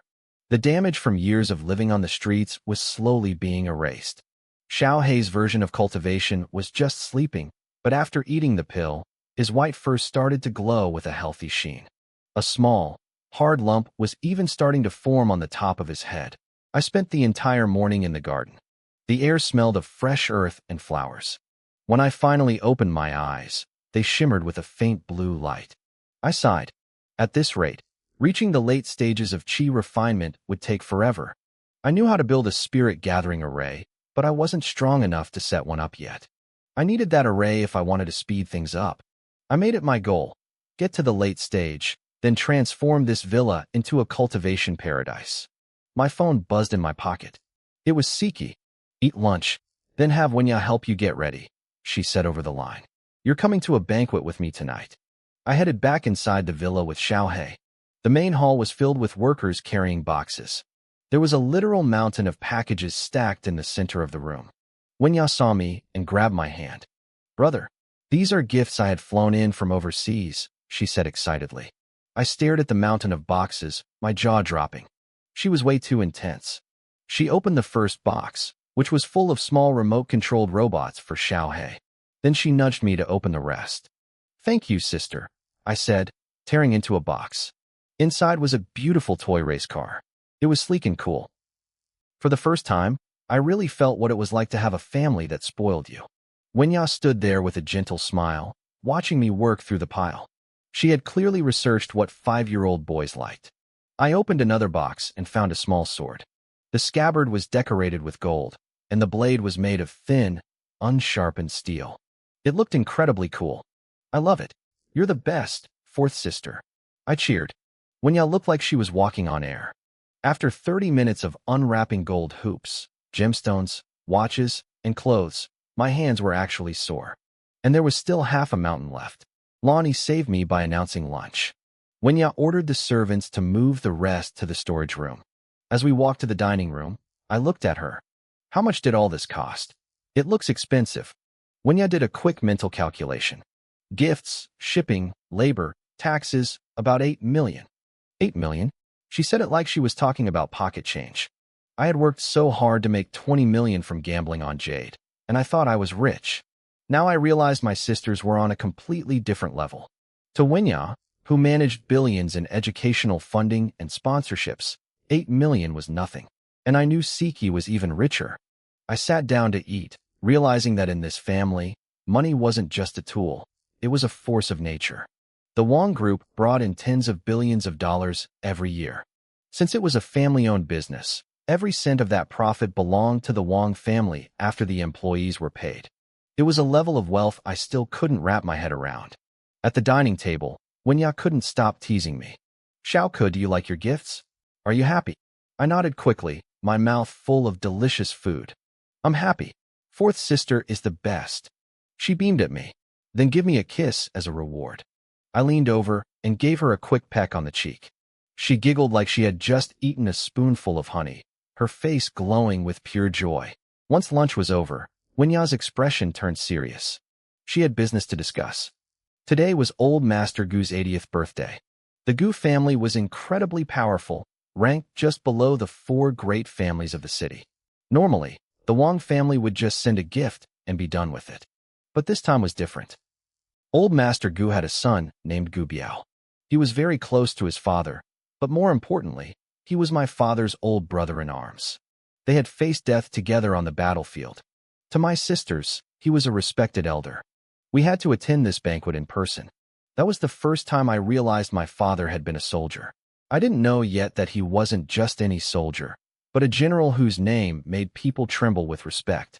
I wanted to ask when he was coming home to see me, but Wenya cut me off. "I need to dress you up perfectly for this party," she said, her eyes flashing with determination. "I want all those influential families to see my baby brother. I'm going to protect you. I want to see who dares to lay a finger on you after today." She was clearly thinking about the Gao family and the people back in the capital. Before I could even react, she scooped me up and carried me upstairs. Having my feet dangle in the air felt awkward and uncomfortable. I made a silent vow right then. I was going to grow up tall and strong. One day, I'd be the one doing the carrying. "Let's get you ready," she chirped. "First, we need to wash those legs." She marched me straight into the bathroom. I looked at her in horror as she started setting things up. "Fourth sister, you can go out now. I'm going to take my bath." She looked genuinely confused. "Go out. Why?" "I have to make sure you're scrubbed clean." I didn't hesitate. I wriggled out of her arms, jumped to the floor, and backed away until there was at least a meter of safety between us. My face was burning. I was a 5-year-old boy, but inside, I was an adult. This was too much. "No, get out," I shouted, my face turning a deep shade of crimson. "If you don't leave, I'm not washing." Wenya eventually gave up and walked out, looking defeated. I didn't take any chances. During the entire bath, I pushed my spiritual perception to its absolute limit. I tracked every movement outside the door, terrified she might sneak back in. Sisters were definitely scary. Once I was finished and dressed in my basic clothes, I peeked my head out. The hallway was empty. I let out a breath of relief and hurried back to my room. I just wanted to hide for a bit. I ran toward my bed and dove onto the soft mattress. But the bed didn't feel the way it usually did. It felt soft, warm, and squishy. I looked up and realized I was lying directly in Wenya's lap. "Fourth sister, why are you on my bed?" She leaned down and planted a loud kiss on my cheek. "I have to supervise your outfit. Here, put this on." She pointed to a set of clothes laying on the bed. It was a unique ensemble, a pale yellow robe with gold trim, designed to be worn over a crisp, snow-white shirt and black trousers. Small pieces of colored glass were stitched into the fabric, shimmering like jewels under the lights. With Wenya's helpful supervision, I put the outfit on. When I stood in front of the mirror, I stared. I looked like a little prince carved from flawless white jade. I looked noble, elegant, and completely different from the boy who had lived on the streets. Wenya's eyes were sparkling with pride. "So handsome. Xiaoku, you're going to be a total heartbreaker when you grow up." I turned around, watching the robe flutter. I had to admit, she had good taste. I looked like $1,000,000, and for the first time, I felt like I truly belonged in this world of luxury.